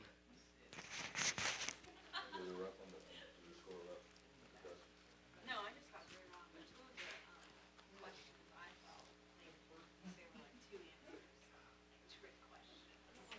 And it depended on the perspective of who was reading it. Okay, moving along. I'm going to go to Clackamas. Let's see, A, B, C, D, E, F, G. I'm going to go in alphabetical order here. We're going to go Clackamas, Hermiston, LeGrand Group 1, LeGrand Group 2. So Clackamas. Do it like you just Z to A. Okay. Vocal minority here. Vocal minority wins here. First speakers, first voice. Okay, Clackamas, give us an important idea. Okay, the important idea that we got out of the article is really tied to judgment and ethics. When we looked at the 4 articles, the first one being the true measure of a CEO, judgment and ethics is used throughout when it talks about CEO compensation and pay and different questions leaders should ask themselves.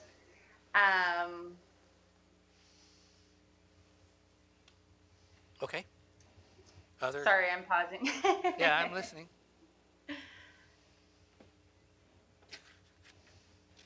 I paused today earlier greatly. I walked into my afternoon class, and I had not one administrative person to evaluate my class, but 2 of them. And I was like, I'm having a heart attack right here in front of the students. I'm breaking out in a cold sweat, and I paused several times in today's lectures. It's like, okay, I've been doing this for 35 years, and I was scared to death like a little kid. You know, it's like, wait a minute. So take your pause as you need it. You know? Definitely. Well, then we also tied it into innovation because we felt judgment tied there because in the article it talked how inspiration and innovation really comes from background and having experience and looking at process needs and industry and market changes. It's not always just someone thought of a great idea.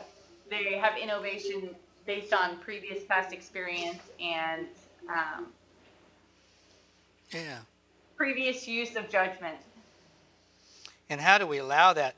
There are a couple of you who have chosen to do your papers based on, at least in part, some of the modeling of organizational assessment that I use, that you read in the EOU paper and the Namibia paper. And coming from the field of sociology, which is interesting, I find it interesting that it's not so much about judgment and ethics, but that whole concept of the judgment and ethics is somehow underpinning the system's capacity to innovate, because innovation is what continues, allows itself to recreate itself. And so that's a fairly critical piece of that. But coming from the system's capacity to allow that to happen through judgment and ethics and moral value and things like that. Other comments on Clackamas's choice of one important thing? Hermiston, Legrand, you have some response? Moving to Hermiston. Our one big idea was management's actions set the tone for what direction the business is going to go in.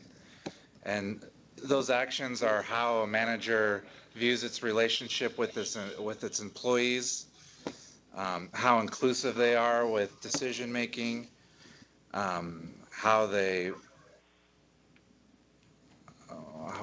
what am I looking for? How they project their inspiration and focus and innovations within the company. The behavior that we see, not what they say, not what they wrote down on a role and mission statement, but the behavior that we see. What did they actually do when they were selling their products? What did they actually do when they were providing their services? What did they actually do when they engaged the hearts and the minds and the actions of the people in the organization? So, yeah, and many of the people that I've looked at later on, they concur with that. It is a recurring point over and over and over again. Leaders act. They actually get out there and do stuff, and you can see it. That's what we should be judging, their behavior. Yeah. Any other commentary on their big idea? Going to the back of the room for LeGrand Group 2, which is now LeGrand Group 1. Am I doing it? We had a similar idea to Hermiston's in that the corporate leadership culture really trickles down to the employees, and they kind of, whether that's ethics or whether that's cooperative management, or whether that's in the decision-making process or even in innovation, really if the corporate leadership allows the employees to, or guides the employees to be innovators, they're more likely to innovate. Or as you saw in the first reading where they used the Costco example with the train, the employees were empowered to kind of make their own decisions, and then they went out and rescued the crash victims on the train. So really you see, I think what we took away from it was that everything, the top corporate culture eventually trickles down to the employees. As I share with you some of the people that I will deal with tonight, and Posner especially, well, he doesn't use the word trickle down. That's something we'll attribute to another leader at some point in our past. But he talks about that behavior that we see at the bottom is usually modeled from behavior at the top. So that was that article tone at the top thing, too. So, okay. Moving to the front side here, what do we have from LeGrand?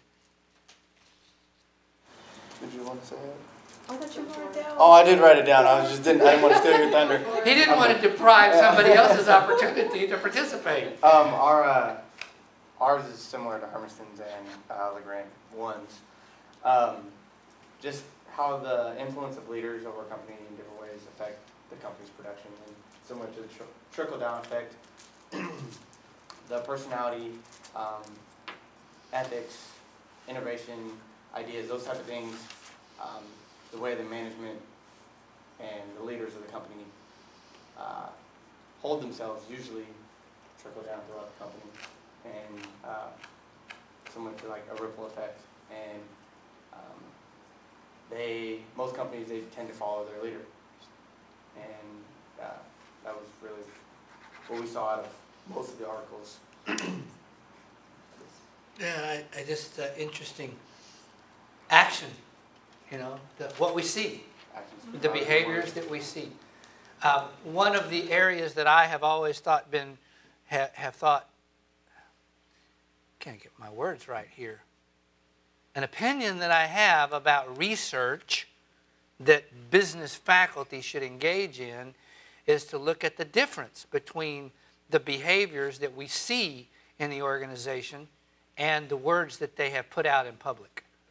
What is their role and mission statement? What is the advertising? What is the company documents? What do we see in the newspaper as far as words about them? And then what do we see them doing? You know, what is their actual behavior, you know, in their management systems, in the people? So action. And yes, ma'am. The other thing is what you don't see. Well, that's if true. There's actions that you think that management or your leadership should be doing and they're not doing it. And it's blatant that they recognize it, that they see it, and yet they don't act on it. Mm-hmm. You know, I've seen that be really detrimental in that it's like a free-for-all after that. See, and therein lies part of my concern about how people are defining an ethical organization. You've described for me an inconsistency, and yet that very company might have passed an ethics standard or have a company statement of ethical standards, or they have ethical training. But the inconsistency with what we see or don't see compared to that, and yet we've judged them as ethical. I'm not so sure that that's how we should be judging what ethics and morality is. The ability to pass a test. Yeah, I have a tendency to think ethical is, oh, doing good. When ethical can also be avoiding or detriment. First, do no harm. Yeah, first do no harm, but it's also making sure that bad doesn't happen. So I mean, it's the water half full glass, you know. So is how you look at it. But I've seen too many times too when things that should have taken place have not taken place, and that to me has been there hasn't been any good that's come out of it. Yeah. Okay, I'm not going to go over all these in detail, but it seemed to me like you've kind of captured with just a few words what some of the intent behind all of them are. You know, the O'Toole's article on proportionate contribution and reward relationships and what's moral empathy. You know, Drucker on innovation and, you know, what is work genius and that kind of thing. And then the who gets to judge and how do you draw on the strengths of everyone in an organization. And then the tone at the top, once again, the ethics of and that type of thing. And yet observable behavior. What do we see the companies and our systems doing? And that's a major piece of leadership. How do they behave? So there you have it. There's the articles. A quick commentary before I make a shift into some of the teaching of our lecturettes about the other folks. Couple of three things real quick, and then we'll have a bit of noise, maybe. I don't know. I mean, you're not going to hurt my feelings. For those of you that have come to us from the La Grande undergraduate program, because I am going to talk about the Smith and Tannenbaum article, I'm going to talk about Barry Posner, and I'm going to talk about Warren Bennis. And the essence of those comes from some of the lecturettes that I've done. So if you feel like that you want to take a hike and not listen to something again. But let me tell you what I will do, because I said if I get that far, and I'm going to do this anyway because I'm not going to do extra lectures. Number one, I will be emailing all of y'all, especially for the folks that are not here, that the access to tonight's stuff is going to be by DVD. But I'll let the other people know that also. The second thing is that I just looked at our course documents, and what I thought was there was not what's not there. And the article that I continually talk about that was published in 1958 with a repeat in 1973 from the Harvard Business Review is not in your course documents. It will be by tomorrow. So you don't have to go to the library and find this. I will post the Smith and Tannenbaum Harvard Business Review article in your course documents.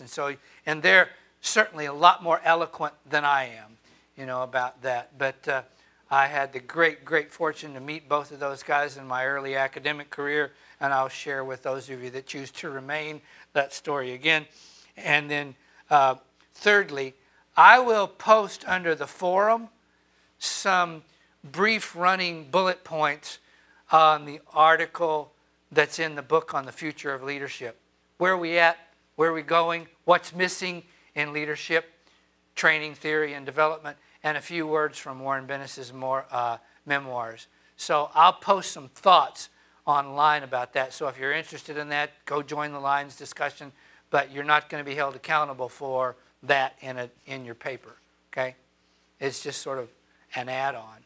What you will be held accountable for is the 4 articles and tonight's discussion. And people from LeGrand undergraduate program, even knowing that I'm going to be talking about that, you may walk or not, but when you do your reaction papers tonight, include thoughts on Bennis, Posner, and the Smith and Tannenbaum article. Is that pretty clear for those of you that have heard the shtick before? And even though I'm going to tell different consulting stories to explain the Smith and Tannenbaum article, but the concept is still the same. And if you've read the article, you'll get it. So, fair enough?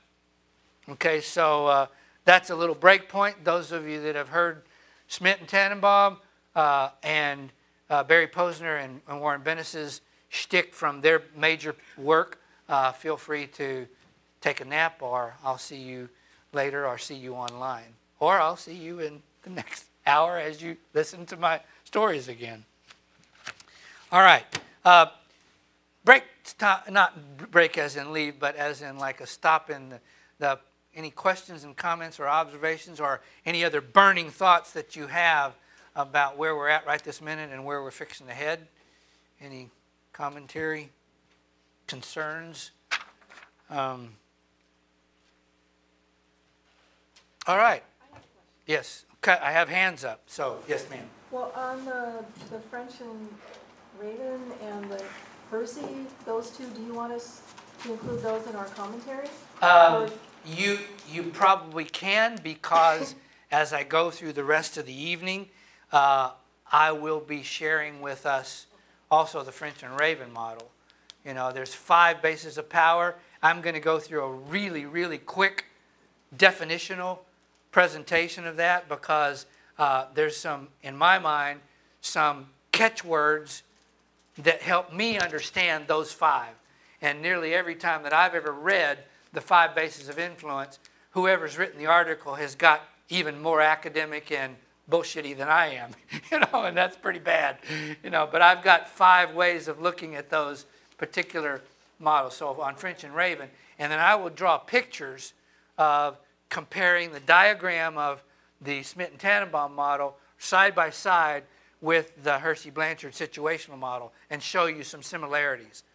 So, you know, without having read not necessarily that you shouldn't read the article, you should, but you might be able to see some similarities to other major theories of leadership on those 2. Okay? Okay. Yes, that's a question. Stuff that we talked about in org behavior. We would have tangentially. If you had the leadership class, you got to it for sure. In the org behavior class over the last 2 years, when we got to the relationships on motivation, connected up with that. Remember where we did the leadership model and overlaid it against the motivational model? Yep. Rectangle and a triangle inverted? Okay. You got it. Okay? You got close enough. So,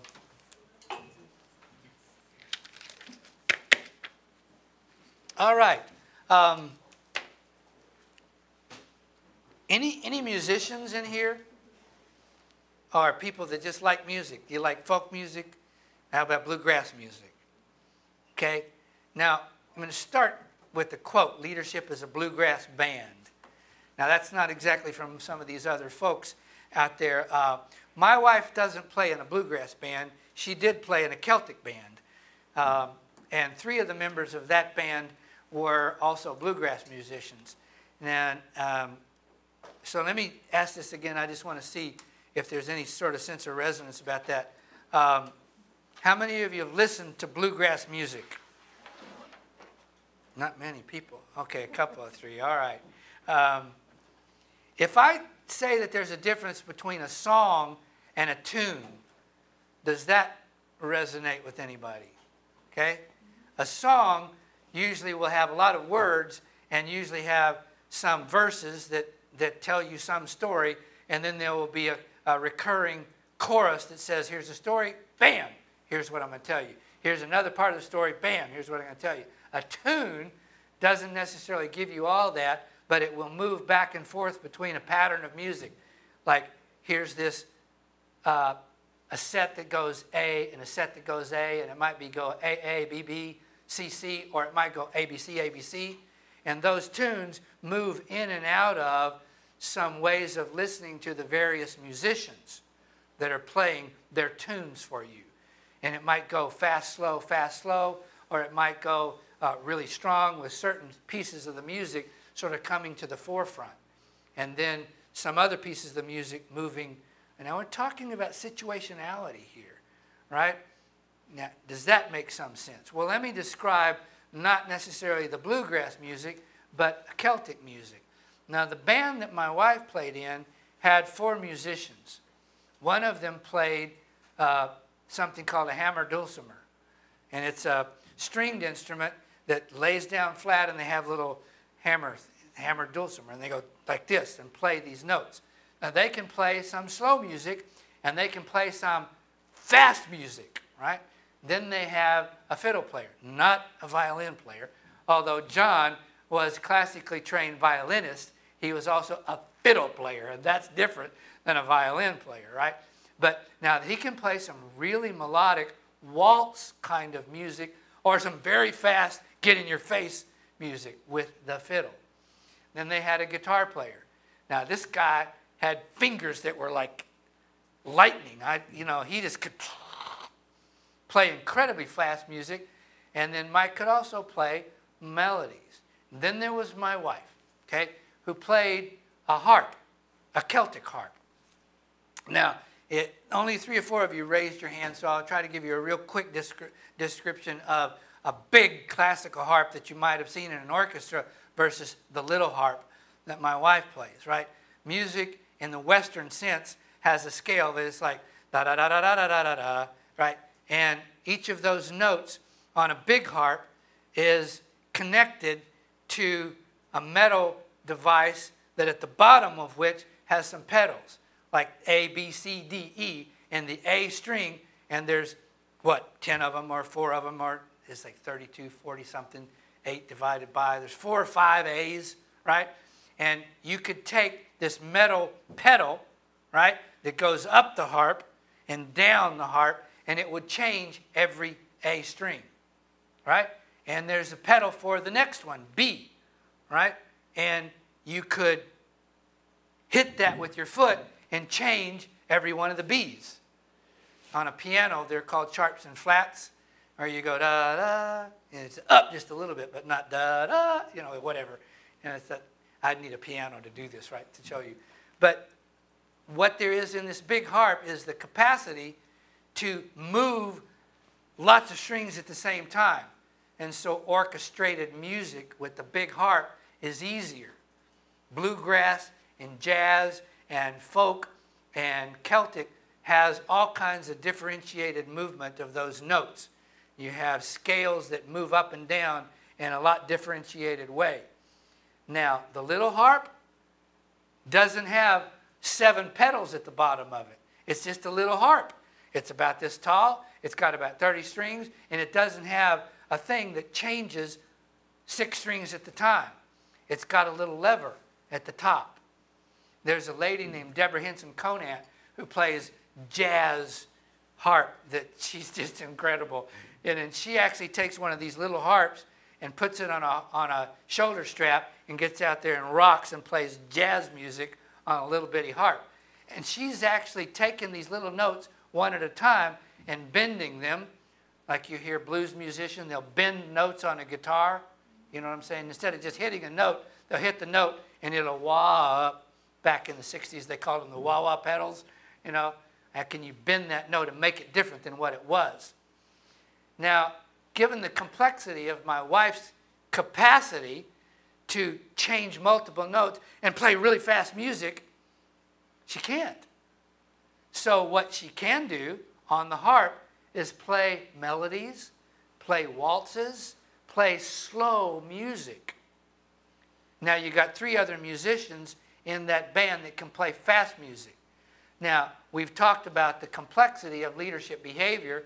We've talked about the need to move flexibly in and out of organizational behavior and leadership situationality, but Marcia can't.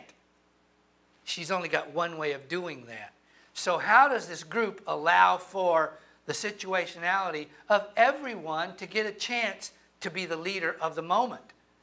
This lady named Mary Parker Follett talks about leader is the capacity of organizations to allow the specialists and the leaders to play out what they can contribute to an organization.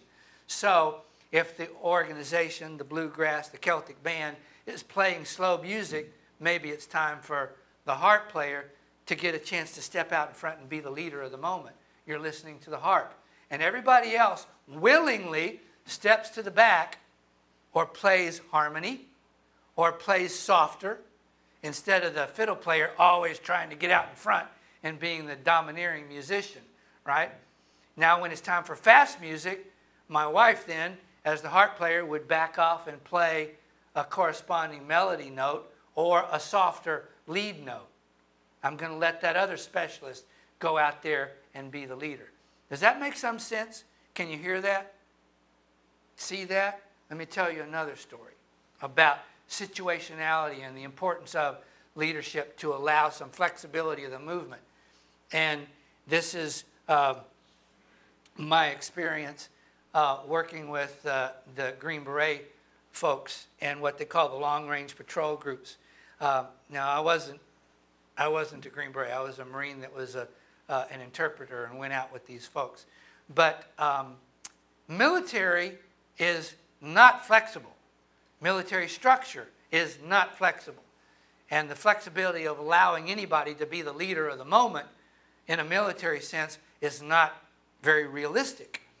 We hope in that music group that we hear the beauty of the contribution of various people, right? But how do you see that in a military who is structurally rigid and functionally rigid? Is that, let me show you or tell you how you can even see that, and especially in the Army. Go look at an Army uniform and see what their insignia says. Now, it's kind of different today because they have their rank right here. I asked one of our current soldiers here on campus, I said, why did you put your rank badge right in your heart? It's like a target. I'm going to shoot where I see the target, right? And he very promptly ripped it off and said, when we're in the field, we rip it off. I said, thank goodness, right? But in the Army, in my day, the uniforms, even the combat uniforms, on one collar had their rank. What is their hierarchical official designation of what they do? It's right there. Hierarchical officiality, right? Then they had on the other collar their specialty, right? Your functional specialist. Is that clear? Can you see that? It's like, yeah. And if you put that in a gold bar right there, it's a great target. I'm saying this with laughter, but that's the very serious truth. And in the units that I was with, I never once experienced, quote, combat where we as a group and individually didn't strip that stuff. For a while there, they subdued all of that with black, but it still catches the glint of, you know, the sunlight. So those of us that were in combat units, we just took that stuff off. We never had it, right? So wait a minute. Now then, if I have this leadership thing going on, which is a function of my hierarchical and functional expertise that I have learned in the organization, how do I know it if it's not there? So here's the story, true story. Names I've forgotten because I forgot lots of stuff from those times. You know, and that would be what to do with the bombs and the things that are out there in front of us. We always had, not always, I was fortunate in that I was connected to a unit that had scout and sentry dogs, and our scout dogs were always out with us, and they were absolutely beautiful, marvelous creatures of the world that could smell everything that we needed them to smell. And you would want somebody to know where the tripwires were before, to smell the metallic, or to do something that would say there's something out there. So we had this bomb thing going on that we needed somebody to know about, right? Now then, I'm going to go back to the official, not situational variable of saying that we formally and in a structured managerial leadership way have designated somebody hierarchically and functionally to take care of that.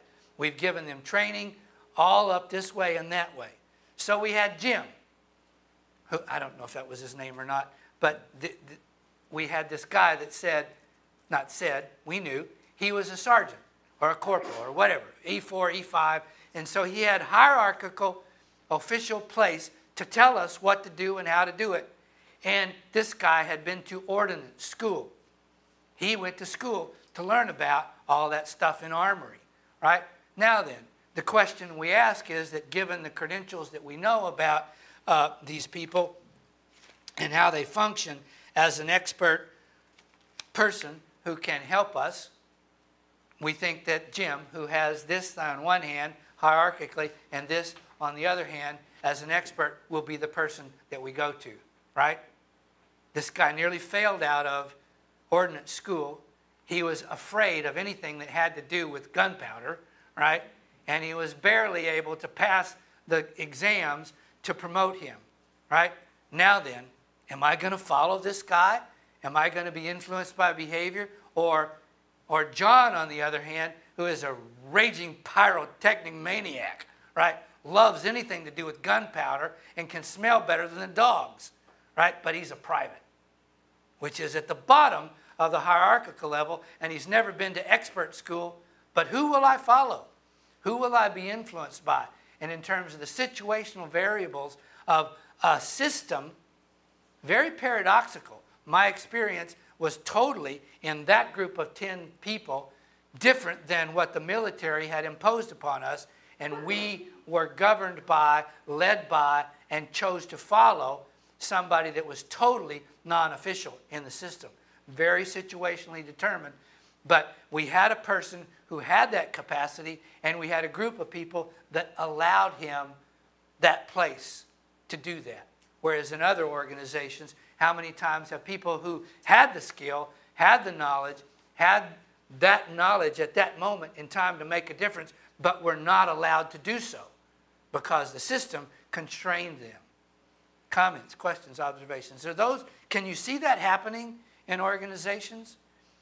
And it's like, on one hand, we have the advantage of and limiting the complexity of the world by structuring things and saying, here's the rules and regulations by which we will play. On the other hand, it may well be that the very rules and regulations that we think are giving us the capacity to do something have limited our innovative capacity. So it's a real struggle about how we move and dance between those two places, right? So comments, questions, observations on that? Does that make sense? That would Yes. be similar to having No. management actually go down to the floor of a manufacturing plant and say, what's the problems down here? I mean, because Or allowing the floor to come up, yeah, right? Here two very quick stories on that. Matter of fact, I'm jumping ahead into one of the stories that I'll tell about one of the books, right? But Bob Townsend, who has written about what he calls guerrilla tactics in leadership. He was one of the executives of American Express that turned around an American Express Travelers Check division when they were losing money. That's one of the things that he's noted for. He's also the We Try Harder campaign of Avis when they nearly upended Hertz and became #1, maybe. But they said, we're #2. And he said, let them eat the research and development dollars. You know, we'll be #2 and just do a damn good job of it. One of the things that Townsend did was he instituted an executive go to the floor policy, and that every executive in every major region had to spend at least one Saturday, preferably a busy Saturday, in the busiest airport in their region renting cars. Go to the floor. We want you to, well, you say that you're not going to do that anymore. You paid your dues. Well, I'm sorry, you forgot. You know, they're still busy down there.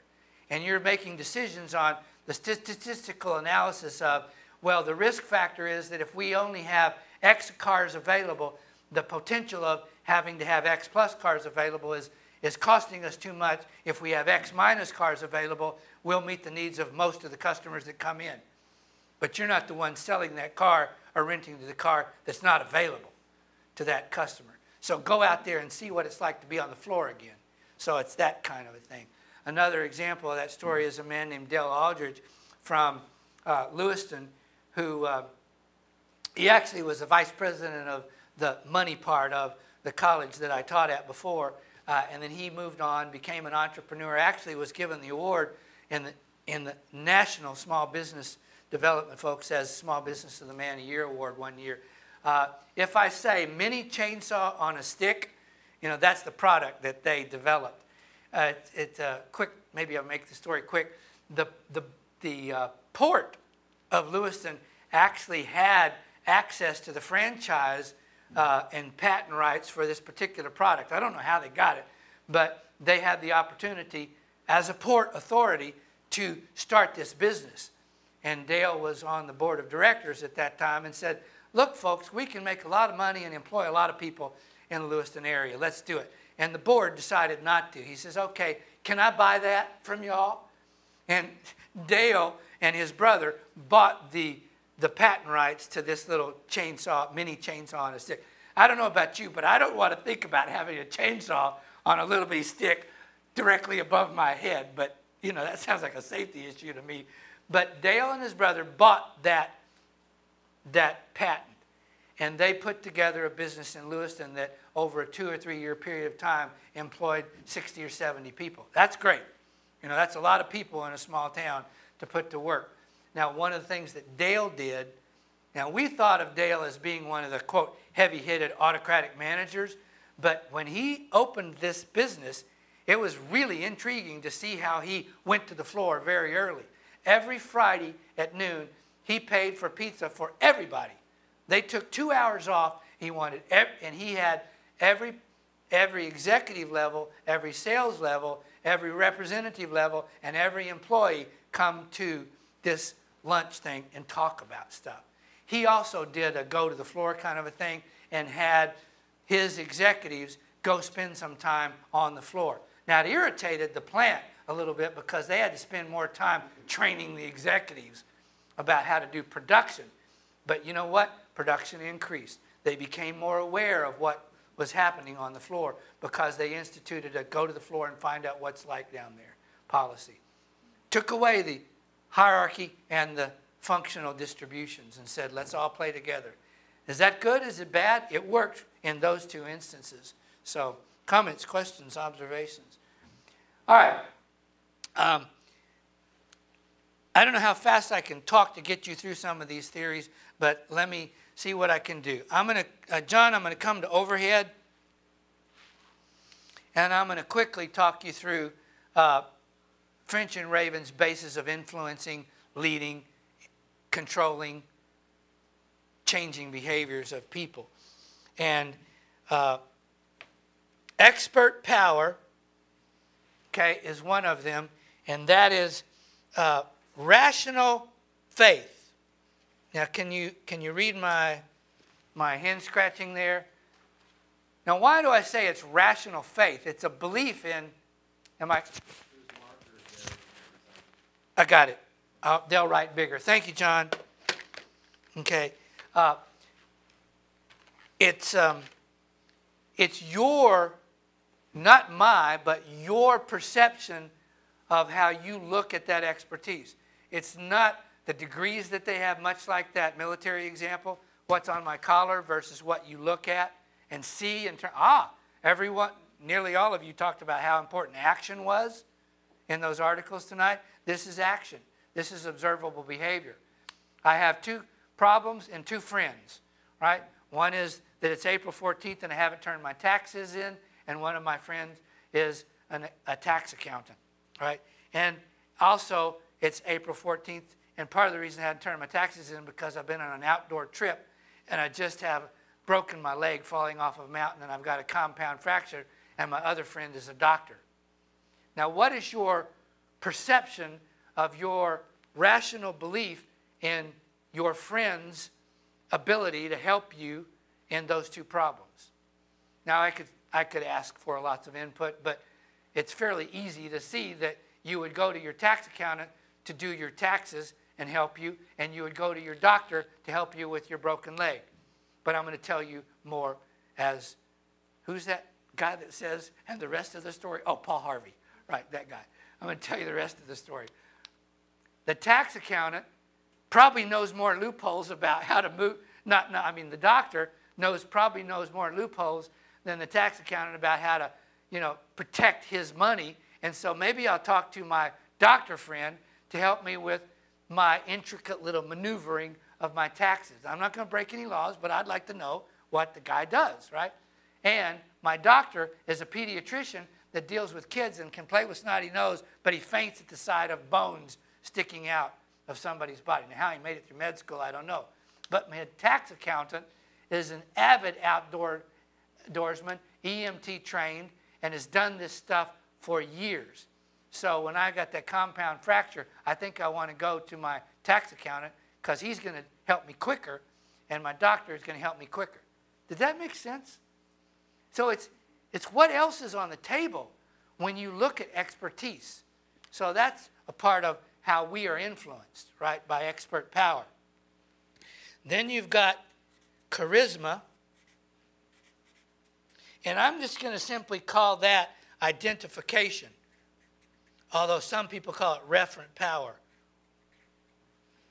All right, why do I defer to other people? And most of the people that talk to us about charismatic power talk about the Gandhis and the Kennedys and the Bushes and the Obamas and the Mansons, right, and the Hitlers. But you know what? I can't do that. I can't be Jesus and I can't be Bush, because that's inaccessible to me. Not only can I not model that behavior, they are inaccessible to me in terms of trying to learn about and model their behavior. However, I can look around me very quickly. Think about yourself from the age of 4 on up and ask yourself this fast, who influenced your behavior? Your friend, your mother, a doctor, a preacher, a Sunday school teacher. Somebody in your life probably had some major influence on how you're behaving today. That's charismatic power. And then I would ask you this, thinking back today from today backwards, have you influenced anybody? Says, no, you haven't. I'm not very charismatic. Well, your mother likes you if nobody else does, right? You've influenced somebody. Why? The way you talk, the way you dress. What are your political values? What are your spiritual values? Chances are somebody has come into your life and you've been able to influence them in that way. That's charismatic power. So ratchet down that magic and think about it one-on-one. And that's accessible. You've been influenced by accessible people in your life, and you in turn have influenced other people by accessibility. And it's not magic. It's just one-on-one relationships. So that's the way we'll look at charismatic power. Now then we're going to think about the one that they call legitimate power. Now, on one hand, that is very simplistically defined as the position that you hold in organizations. Your formal title, back to that rank insignia, this guy's a sergeant, that's where he's at, right? Oh, well, he's also a something else specialist. So now then I have 2 official position designations. But even in that example, you can see how it didn't quite work, right? Now, we think about all of those things that we know about demographic diversity and a changing world and think, if I clearly knew that I had 2 70-year-olds, one was a boss and one was a subordinate, in terms of legitimate power and influence, we got it. The boss knows he's the boss, not a she, he, right? And the subordinate he or she knows that they're the subordinate, and they don't worry about it because that's the way that they move in terms of legitimate position power. But it gets quirky out there. What happens when a 70-year-old is bossing a 20-year-old? Hey, even worse, what happens when a 20-year-old is being bossed by a 70-year-old? It gets messy. Read www.fastcompany.com, look up Stop the Gap. It's an article about this kind of 20s versus 40s exchange. Now then, we've got this whole sociological phenomena of values and when did they change? And so this power thing becomes convoluted based on who the players are. But it still is that position power holds some of that. All right, now then I'm going to get into the other two and put mathematical valences on these. We have reward power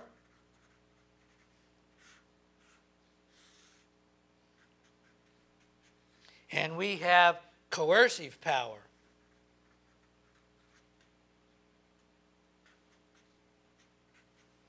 Now, I'm going to give you some words there here. This is positive reinforcement, and this is fear. Show of hands real quick. I know that there's a few folks out there that have had some psychology classes.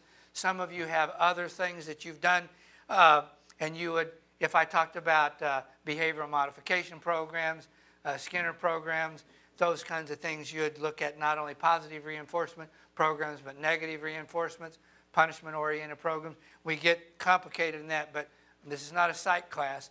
It's a business class, and the sociologists have sort of separated that. So what does that mean? Let me talk you through that real quickly.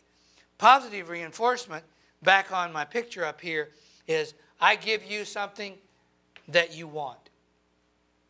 You have identified values that are important to you. I have control of them. I have some values that you would like, a paycheck, a particular job assignment. You value this, I've got it. If I can give it to you, we can exchange our relationship for you to display compliance and behavior that I want because I can give you something that you value. That's a positive reward. Does that make sense? On the other hand, if, once again, the contingent variable is whether or not I've got this in my back pocket. I've got control of this resource, right? Now that's the problem with middle management in corporate America. It's the problem with public service work, because oftentimes the very people who are being held accountable for compliant behavior don't have access to that. I don't have the paycheck to give you. I can't even do compensatory time anymore, right? I've been deprived of the reward structure that I can get compliance out of you, but I'm being held accountable for your behavior. So it's complicated, right? But assuming that I've got in my back pocket ready to give you or take away from you, how about probationary employment, right? You don't want probationary employment. That's a value you don't like, right? And I've got the capacity to take you off probation. You're now a permanently employed individual within the organization. I can take away from you something that's not of great value to you. That's a reward, right? Think about this in terms of child rearing. It's easier to see, you know, with my child, he wants the car on Friday nights, right? But his grades aren't what I want them to be. I need compliance. I will give him the car on Friday night if the grades go up. I've rewarded him. Conversely, he takes the trash out every Friday, and he's tired of it, right? His grades are still down, and I need to know that he's going to do something to get the grades up so I can remove from him the trash taking, something he doesn't like, if the grades go up. I can elicit compliant behavior if I take away from something from him that he does not value. That's reward power. I can use that to get compliant behavior and influence. Let's look at the coercion real quick. Once again, assuming that I've got hold of the resources that we're going to exchange. I can give my son the trash taking out, and he's afraid that I can give that to him, right? Does that make sense? Or I can take away from him the car that he's had every Friday night for the last 4 nights. Your grades are down. Car's coming to me. You value the car, I'm taking it away. So that's a possibility of me influencing his behavior. Comments, questions, observations? Now that's just a real quick rendition of that article that you were asked to read. Okay? And to me, that's it's kind of in a nutshell, rather than reading this sort of academic explanation of all of those things. Does that help any at all? Anybody? Okay. That's enough of French and Raven.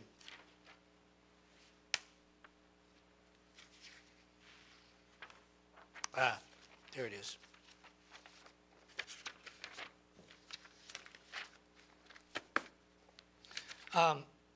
Show of hands, how many of you have been exposed to, now this should go demonstrably down because all the people that have heard this lecture before, or some of them have gone, but Smith and Tannenbaum give us a leadership model that moves on a continuum of single decision-making, authority, or autocratic, to democratic or collective decision processes. How many of you have seen something similar to that? All right. Now, the most readily accessible one today is the one that's in the article that I asked you to read. All right. And back to my overhead. And I'm just going to do a quick rendition of that because it's in the book and you can read it. But this is the way that that model works in these continuums like this.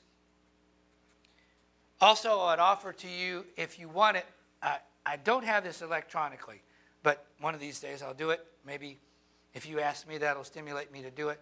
But I had a friend, Ron Porzio, who was assistant hospital administrator for the Spokane Veterans Hospital, and through some of his leadership training and use and training and behavior of how he managed and led, he developed from someplace a set of descriptors about each of these 4 categories.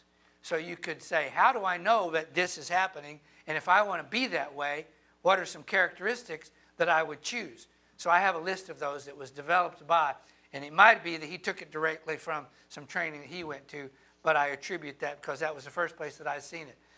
I did see it. And I've got a set of characteristics of each of those 4 quadrants. And that moves from the autocratic model here this way to what you would call the collective action in this way, right? As opposed to the one that I'm fixing to tell us about moves this way. And I think it's because these people, Hersey and Blanchard, were trying to publish articles so they could get promoted wherever they were teaching at. And they just took Smith and Tannenbaum's model, flipped it around, added some variation to it, and published some articles. But they did it so well that it has become sort of the most accessible and readily known model of situational leadership. It's current, and you can see that in your articles. Now, what I'm going to do is expand on this one, okay? And it might be archaic, it might be old. 1958 is a long time ago. They reprinted that 25 years later in 1973. But this model that I'm going to share with us, it's almost like any model that comes after that in all the leadership books. You can find its home in what I'm fixing to explain to you. And it's more simplistic in some ways, and it's certainly more passionate. And in my thinking, it is more connected to the total organization than many of the articles that we see written about leadership theory today. Okay? I will post on course documents this article from the Harvard Business Review, and you can read their thoughts on it. So very quickly, now they have 7 steps. I'm going to break it to 4 for the purpose of simplicity. Tell, sell, ask, and share. Autocratic or single decision making, okay, and democratic. Also, folks,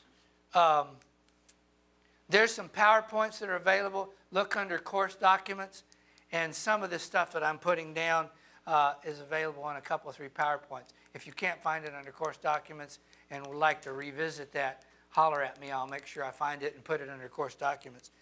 Now I would ask you if you can see graphically that this relationship between a boss and subordinate shows that the autocratic boss is going to do more behaving, more acting, more deciding than the subordinate. But down here under the collective, where we've moved to the democratic, participative, involved, we see now then that graphically I've drawn the picture that shows the employees are doing more stuff. Does that make sense? Can you see this graphically? Now, I'm not going to ask you if you agree with it or not, because therein lies that perpetual kind of concept. Let me show this to you. If we say that at that end, that is real closely related to those autocratic, control-oriented organizations that we see, and here on this end is that those open-ended, virtual, boundaryless, we're all in it together organizations. There is some correlation to that, to structure and the corresponding leadership behavior. So, and we can talk about whether we think that those are good or bad. Now, real quickly, I will tell you that I'm not trying to make a judgment call that we must give up autocratic management in favor of democratic management. And there are those people that would do so. And my principal example of that is from the military sector or an emergency room in a hospital or a fire department. There's times when we're going to talk about who's going to hazmat training and who's going to wash the dishes tomorrow. But tonight, the fire bell just rang. We're not talking anymore. Go behave. And we're behaving this way. And that's okay. So we have to make a choice about when it is appropriate to move in either way, right? Now then, stop real quickly. Is that pretty clear at this point? Now then, what I would like to do is expand the model to make it into a management tool, right? How can I use this as a tool to help me as a leader manager? And then the second part of that is to talk about the use of this model with stories and how I have a couple of consulting examples of how we can see this happening, right? That's part of it. And then to talk about the extremes, right? Well, let me go to the extremes first and say, what happens if I move to the extremes of this model?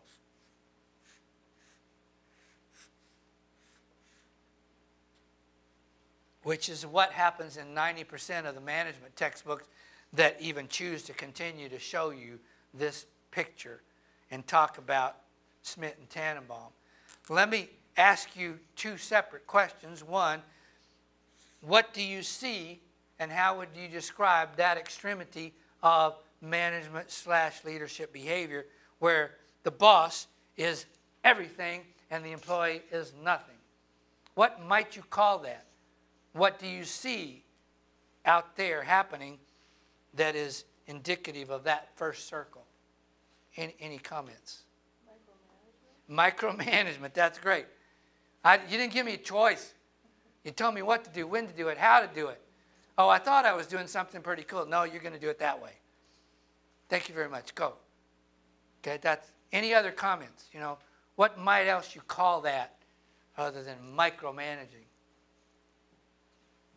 Prison? Hmm? Prison. Prison. I called it Marine Corps boot camp. You know, well, but hey, but remember blank? At the beginning of the night, I said, you know, leadership was a willing relationship. You know what? I did volunteer, right? I chose to go be told what to do, you know, for a few months of my life, right? So that, now prison, I didn't choose that, so maybe that's a good example. Prison, micromanagement, what else? Dictatorship? Yeah. A dictator. We've got this dialogue going on the undergraduate leadership class this quarter, and the post started off dictatorship versus democracy. And they're talking about, you know, what is that? So on one extreme, looking back at my little graph here, I could say dictatorship is here, democratic management or democracy is here. Okay? So that's, now, what Smith and Tannenbaum say is that they're talking about what they define as appropriate and good leadership, right? And it may well be that we don't get quite the volatile or quite the, as Champy calls radical reengineering, the quickness of movement from the extremes, but they say the extremes cause us a lot more pain than the benefit that they contribute to an organization. So that's why this is what they want to talk about. Appropriate leadership within an organizational constraint is a choice, and the extremes might get movement. Dictators get movement. Hitler got movement. But was it beneficial to a lot of people over a long time without doing harm? They would contend that that's probably not very healthy. As volatile and as quick as it may produce results, question you ask yourself, do you want to do that? Okay, now let's go to the other extreme. What might you call that one, where the employees do everything and the boss is, I don't know. What might you call that end of the extreme behavior? Anarchy. Now, as we had this conversation earlier tonight, remember where Rodell was saying, you know, but at some point in the future, after the anarchy happened, where they kind of overthrew and political, religious, industrial, moral values changed as a result of the anarchy, we're not calling it anarchy anymore. It's calling mainstream. But at the point in time where the anarchy or the political or the spiritual overthrow happened, it was painful. That's not good. It's it. Anarchy is one thing that we can call that. What might else you call that? What? Yeah. And in terms of, one of you in this class even invoked Hofstede's work talking about that in one of the classes, one of the papers, that individualistic versus collectivistic nature. And Hofstede was certainly not trying to make moral judgments on that collectivism is right and individualism is wrong. He's simply saying we choose to behave differently. But even at that, if it's an extreme, you know, at what point does that happen? And collectivism, I guess I would kind of push it just slightly this side of the extremities, where even in collectivism, whoever has been designated as a point person allows that to happen, knowingly acquiesces and allows the group to move that. But I think you're right. Collectivism is further down here than here, where this leader, boss, manager, is a little bit more visible in the role, right? But yeah, good point. Collectivism, anarchy. What else might you call that? You know, we like bosses that leave us alone. To get out of my face, don't be micromanaging. But how many times have you experienced, or has anybody experienced that one time when, you know, you were still an employee, you're not the boss, you're not the manager, you're not the resident expert that knows everything, and you look over your shoulder and you say, need some help. Where are they? They're gone, you know. They might be playing golf. They might be someplace else. They might have other agendas and be working with another organization on somebody else's board of directors, but they're not there for you at that time. Does that resonate? I'd call that abdication. I choose to move myself away from you. I'm not available to you anymore. And I'm saying that's not very good leadership. If you're a leader, designated, self-selected, or emergent, right, then at some point you should be accountable for helping the system, being available to share with them your talent, your expertise, what you offer them either in terms of process or content area. And if you're not there when the system is exploding and needing your assistance, that's not leadership. I'd call that abdication, and that kind of dysfunction doesn't help us.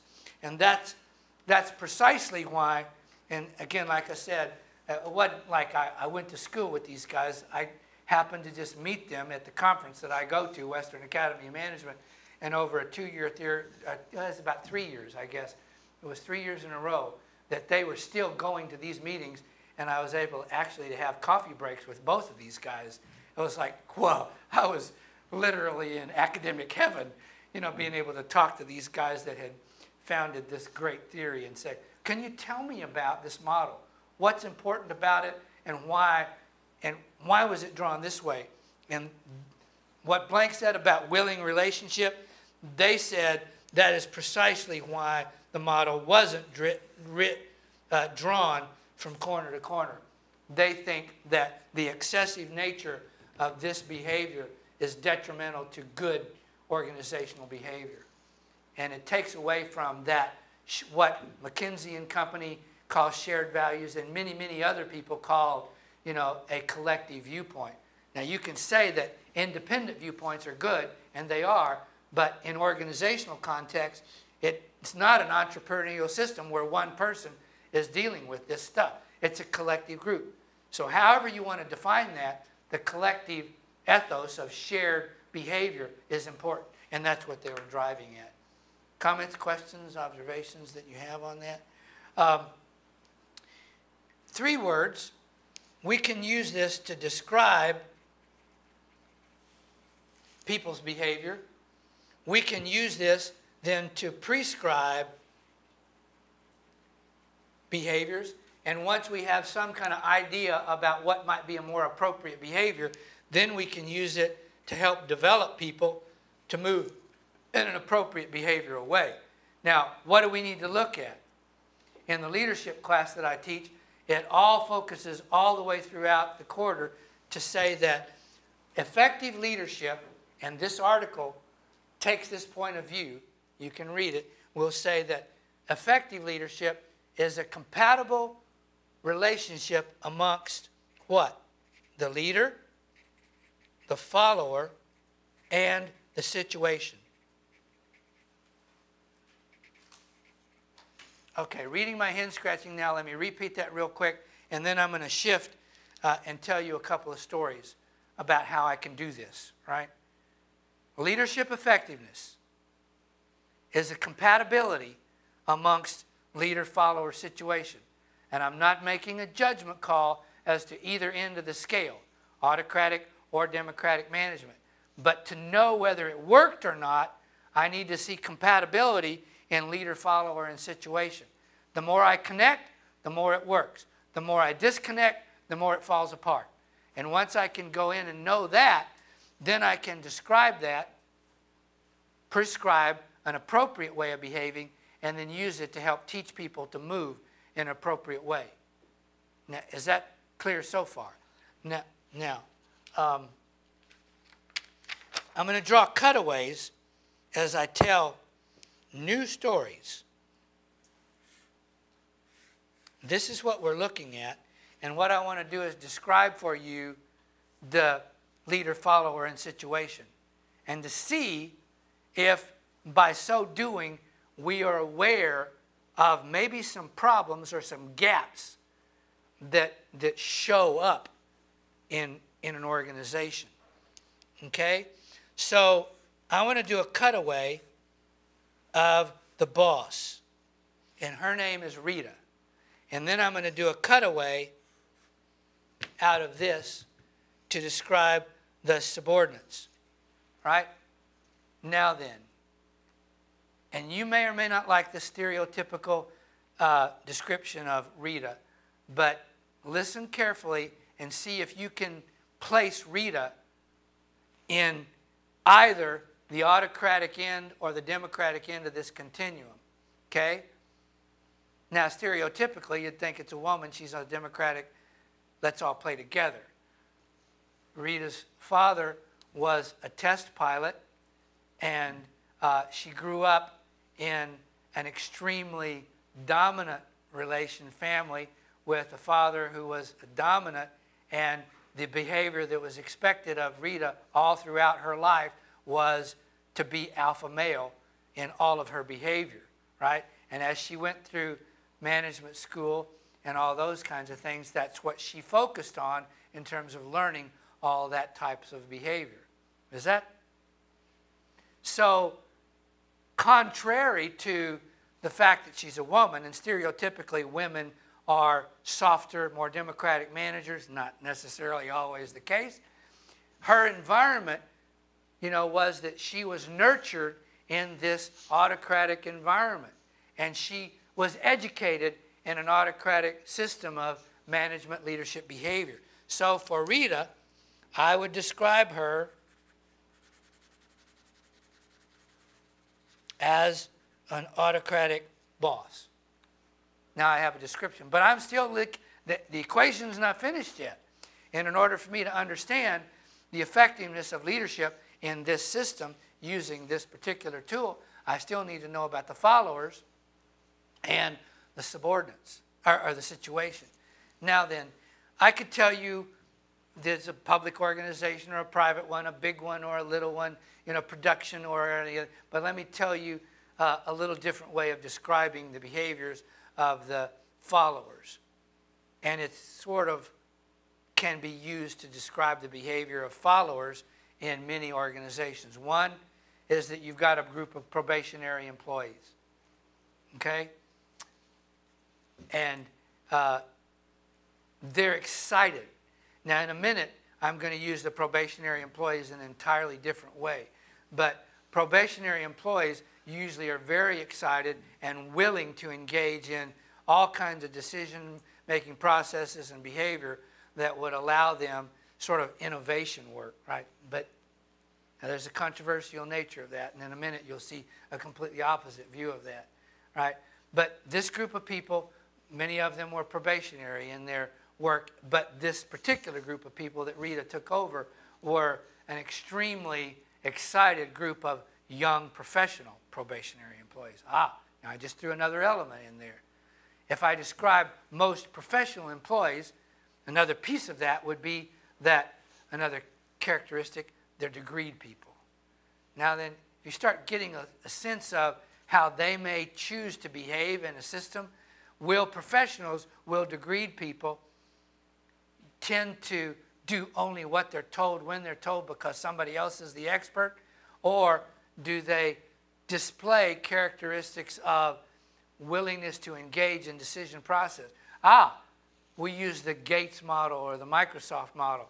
The professional employees, even the new ones, would tend to be more what? Involved, engaged in their decision. Who's going to create the next code program? Who's going to willingly...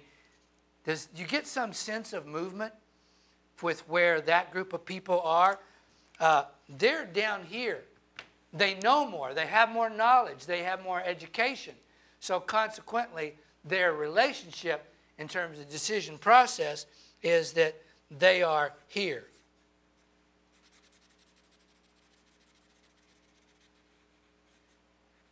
And without going into great detail about the particular organization, I would tell you that the situation was that that particular organization had a big history of everybody is engaged in collective decision processes.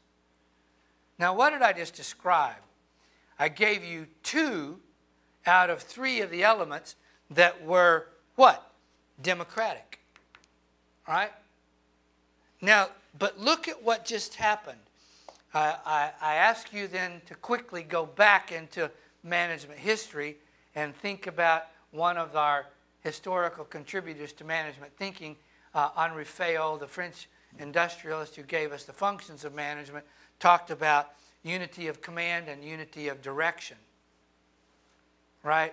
Now, I have a situation here describing the behavior of leader, follower, and contextual variables where 2 out of 3 are democratic, 1 is autocratic, but I've also described for you an overlap in the people that are making the decision. Can you see this graphically? How the cutaway model says that she's an autocratic decision maker, I am the decider, right? And the people, we are the deciders.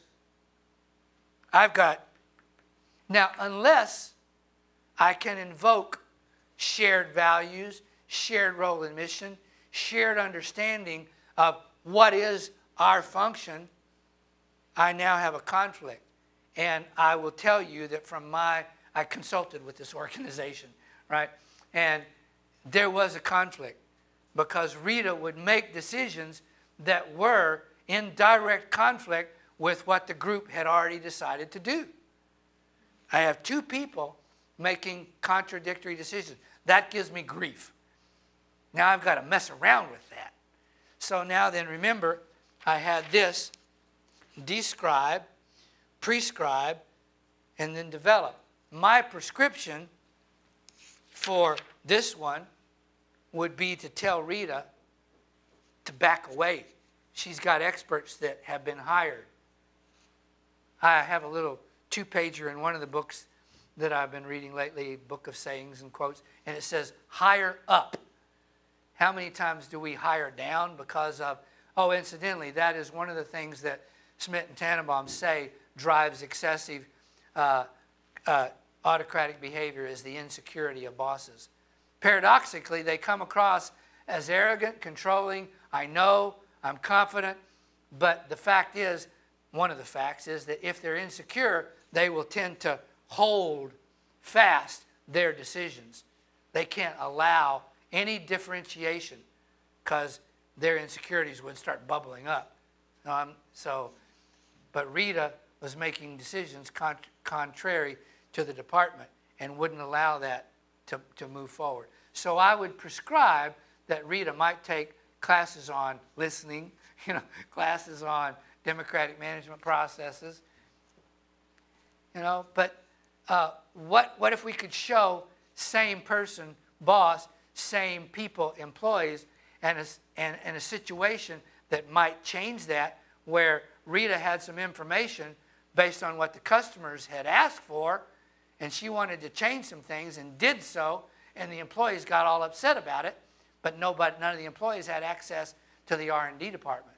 None of the employees had access to the customer base or the purchasing agents. And I would say, in that case, tell the employees, get over yourselves, grow up. She's the boss, she has the knowledge, let her make the decision. So even in the same boss and the same group of people, the situational, contextual variables would change the necessity. One case, I'd say, Rita, listen to the employees. The other case, I would say, employees, learn to listen to an appropriate command. Now then, second story. All right, we have John is the boss. Now, John had just completed a program. It's very similar, really close to a story that I used to tell about Mark. And both of these individuals went to a management training program and an MBA program that taught nothing but participative management, nothing but collectivism, nothing but democracy in the workforce. And so here I have a situation or a story that says that Mark is this democratic boss. With me so far? Now I've got to describe the followers. Remember a minute ago I talked about the exciting nature of probationary employees in organizations that allowed for degreed professionals to play.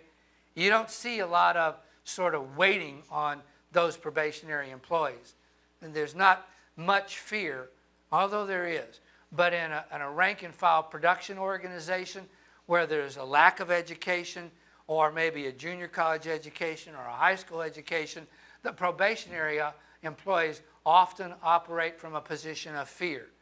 They're not going to do anything in controversy of what's been told to them, right?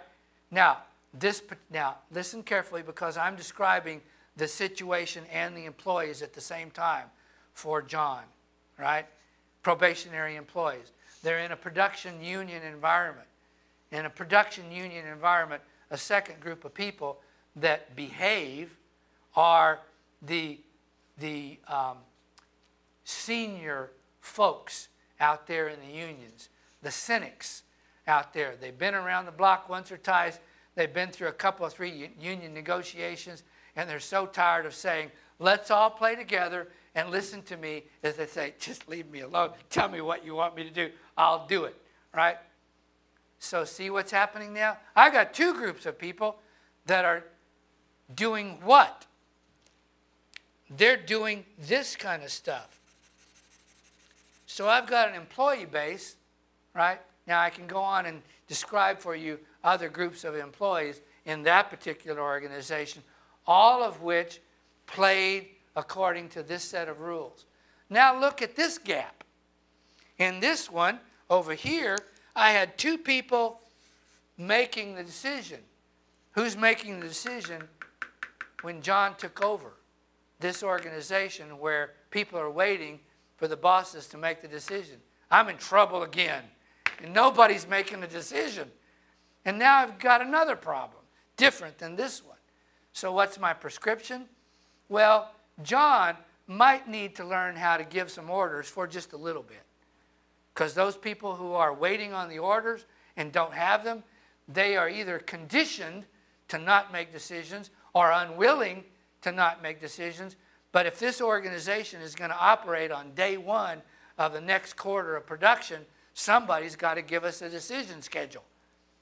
That John's the boss. Maybe John needs to learn how. So my prescription would be to say, at least for the moment, time out, John, make a decision or learn how to make a decision. Now, if you want to move this organization from here to here, it might be that you give some classes on decision making, or you give some classes on scheduling, or you have some meetings to talk about how important these folks are here and we need your input.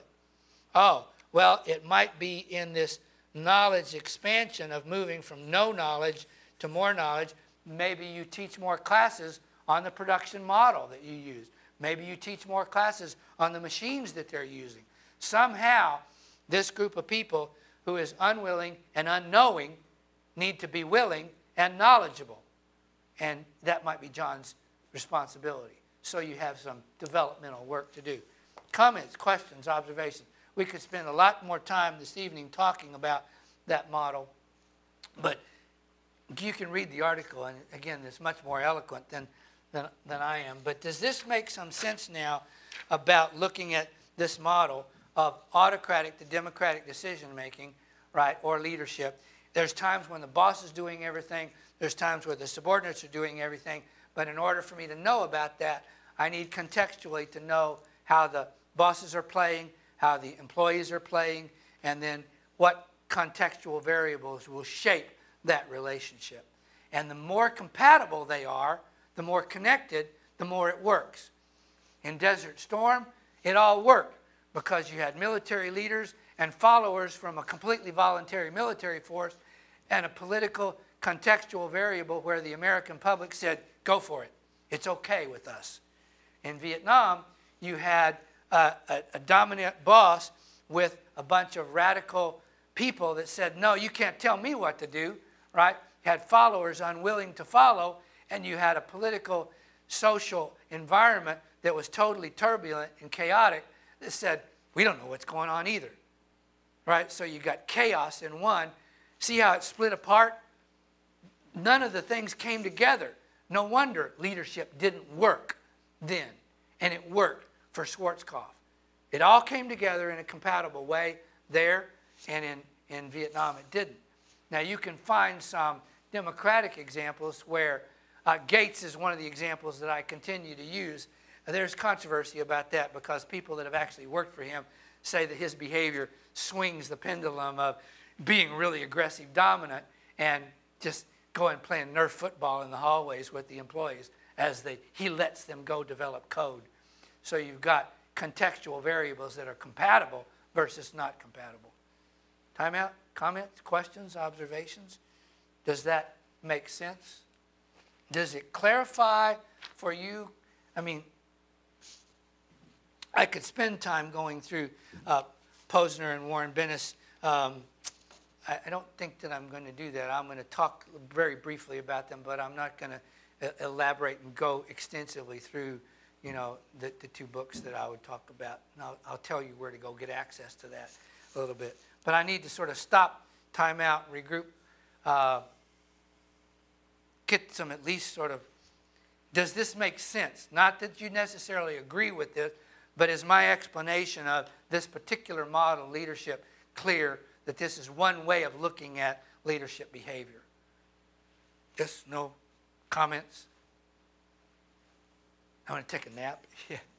I think it's clear. I also think that, like we've discussed before, a good organization can slide up and down that scale, because sometimes you need a very autocratic leader who's now's the time, get it done. And part of being a good leader is knowing where that power gap is, or where that leadership void is, and filling it when necessary. Yeah. Or, slackening up or whatever it is. So I think, depending on what I need to do, I can do it. Yeah. Boy, that puts a lot of responsibility on me, the boss, to move. But there's just one of me, and there's 80 of y'all, right? There's a man named Chris Argyris that talks about organizational behavior. He will tell us that the intellect level of the leader boss, not that I'm more intelligent, it's not that my IQ is greater than you, and it's not that you're dumb, but intellectually, given what knowledge is needed, I know more about this organization, I know more about the environment that we play in, and I can make decisions to move. And if we see a movement in leadership thinking, it is the movement from something that they used to call the great man theory, one boss, one event, that's it, to the leaders that were what you just described. I now know that I can move. That doesn't make me wishy-washy, but it gives me the professional accuracy of moving when I need to, right? But that's hard work to know that and to play that out in an organization without being accused of being wishy-washy, Other comments and observations of this. Of course, obviously at the young age of 30 to 33 and teaching just now in the business, to meet these venerated great souls and to be able to talk and listen to them about what they taught obviously influenced me. But honestly, you look at any model of leadership behavior and you're going to see the components of that model in nearly any one of them today. So other thoughts? Well, let me spend the last few minutes just telling you a little bit about why Posner and Bennis are important to me individually and what their theories are. And you can actually Google and get archived stuff relatively simply. But you want to get into the depth of their work, buy their books. They're well worth it. Of course, if you bought all of Bennis's book, you'd go broke, because he's written, from the 50s.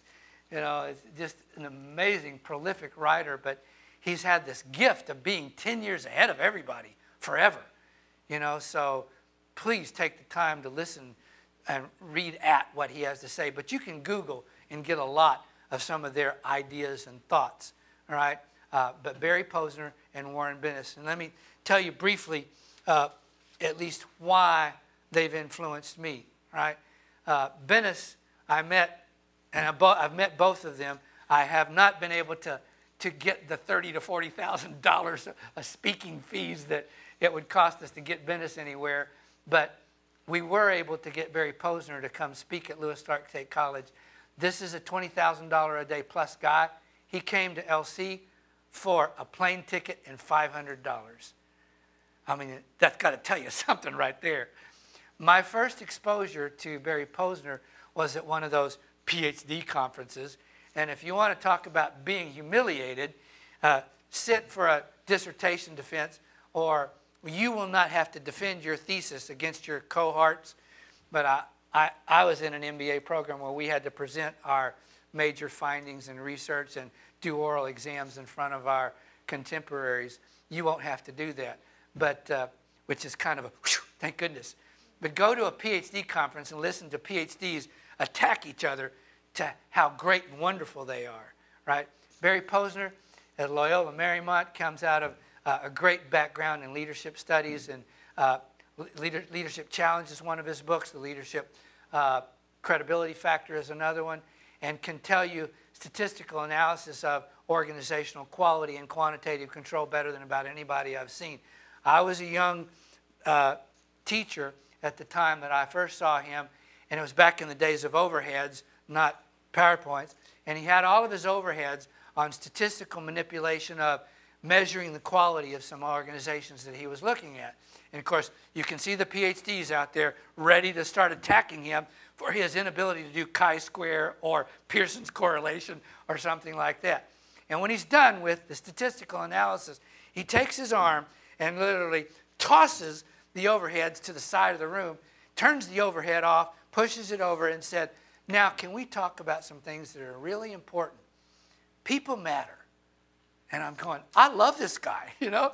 And I was able to talk to him and start listening to what he said about leadership. Read his book.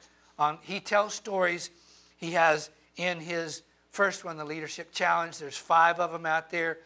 He has 10 breakdown factors, and he tells you examples and stories. That's what I would have done tonight had I been able to talk faster or get us through this, was tell some of the stories that he told and then also some of my own about examples.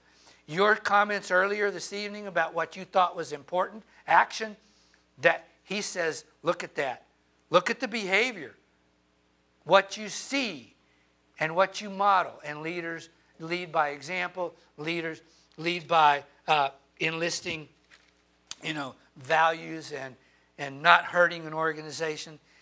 Is an incredible individual.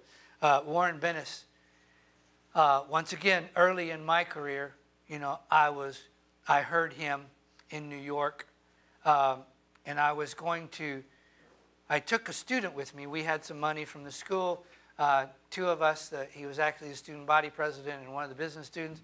We went to a conference, and we were going to come back and share all this knowledge with everybody. We're going to go to some future business leaders in high schools, and we did all that. But I was supposed to go visit several sessions that afternoon, and I literally, in the grass at his feet beside a swimming pool in a place called Tarrytown, New York, sat and listened to him tell the stories that he had learned from 90 leaders that he had studied in organizations in about a 3-year period of time in the late 70s. And I was just absolutely mesmerized. Coming from a background of the military, fundamental Christian family, very male-dominant father, very traditional business schools, coming back from Vietnam and going to a very traditional business school. How do you think that I'm going to lead, manage, shape behavior? Very, very autocratic. And Bennis comes in and rocks my world. I had been doing some teaching of police academy leadership training programs, came back from this event, taught another one, and about a week later, the head of the police academy said, Gerry, I don't know what you did, but you're never coming back again, to this leadership in the police force stuff. I spent the rest of the afternoon with the man, listening to him go over these stories again. About 13 years later, right, having not seen him again, he was the guest plenary speaker for this conference that I go to, and I've got to go down and talk to him and say, I just need you to know that you changed everything that I talked about in management and leadership. You changed not only how I thought that I teach leadership, but I think some of my own behavior as a leader. And I get from him to the end of the room about like that, and he looks up and he just says, Tarrytown, New York. I'm going nuts, right? He didn't know my name, but he remembered this young faculty from Tarrytown, New York. Now, you listen to people talk about Warren Bennis and his involvement in their careers and their activities, and read his own memoirs and read memoirs of other people that have connected with him, and they will all tell you the same story over and over again. Here is a man who somehow it connects at such a personal level in what he does and what he teaches and what he writes about leadership. It's unbelievable. And he has the book that I would have shared with you, and I would encourage you either to go buy the book for cheap on Alibris.com or go Google it.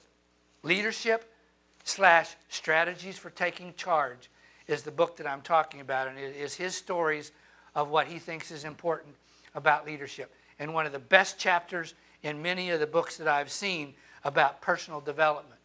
Most of what we read in books on self-development and organizational behavior comes from the point of the view that the corporate executive in America has to be everything to all people at all times. And Bennett says, nope, that's the problem.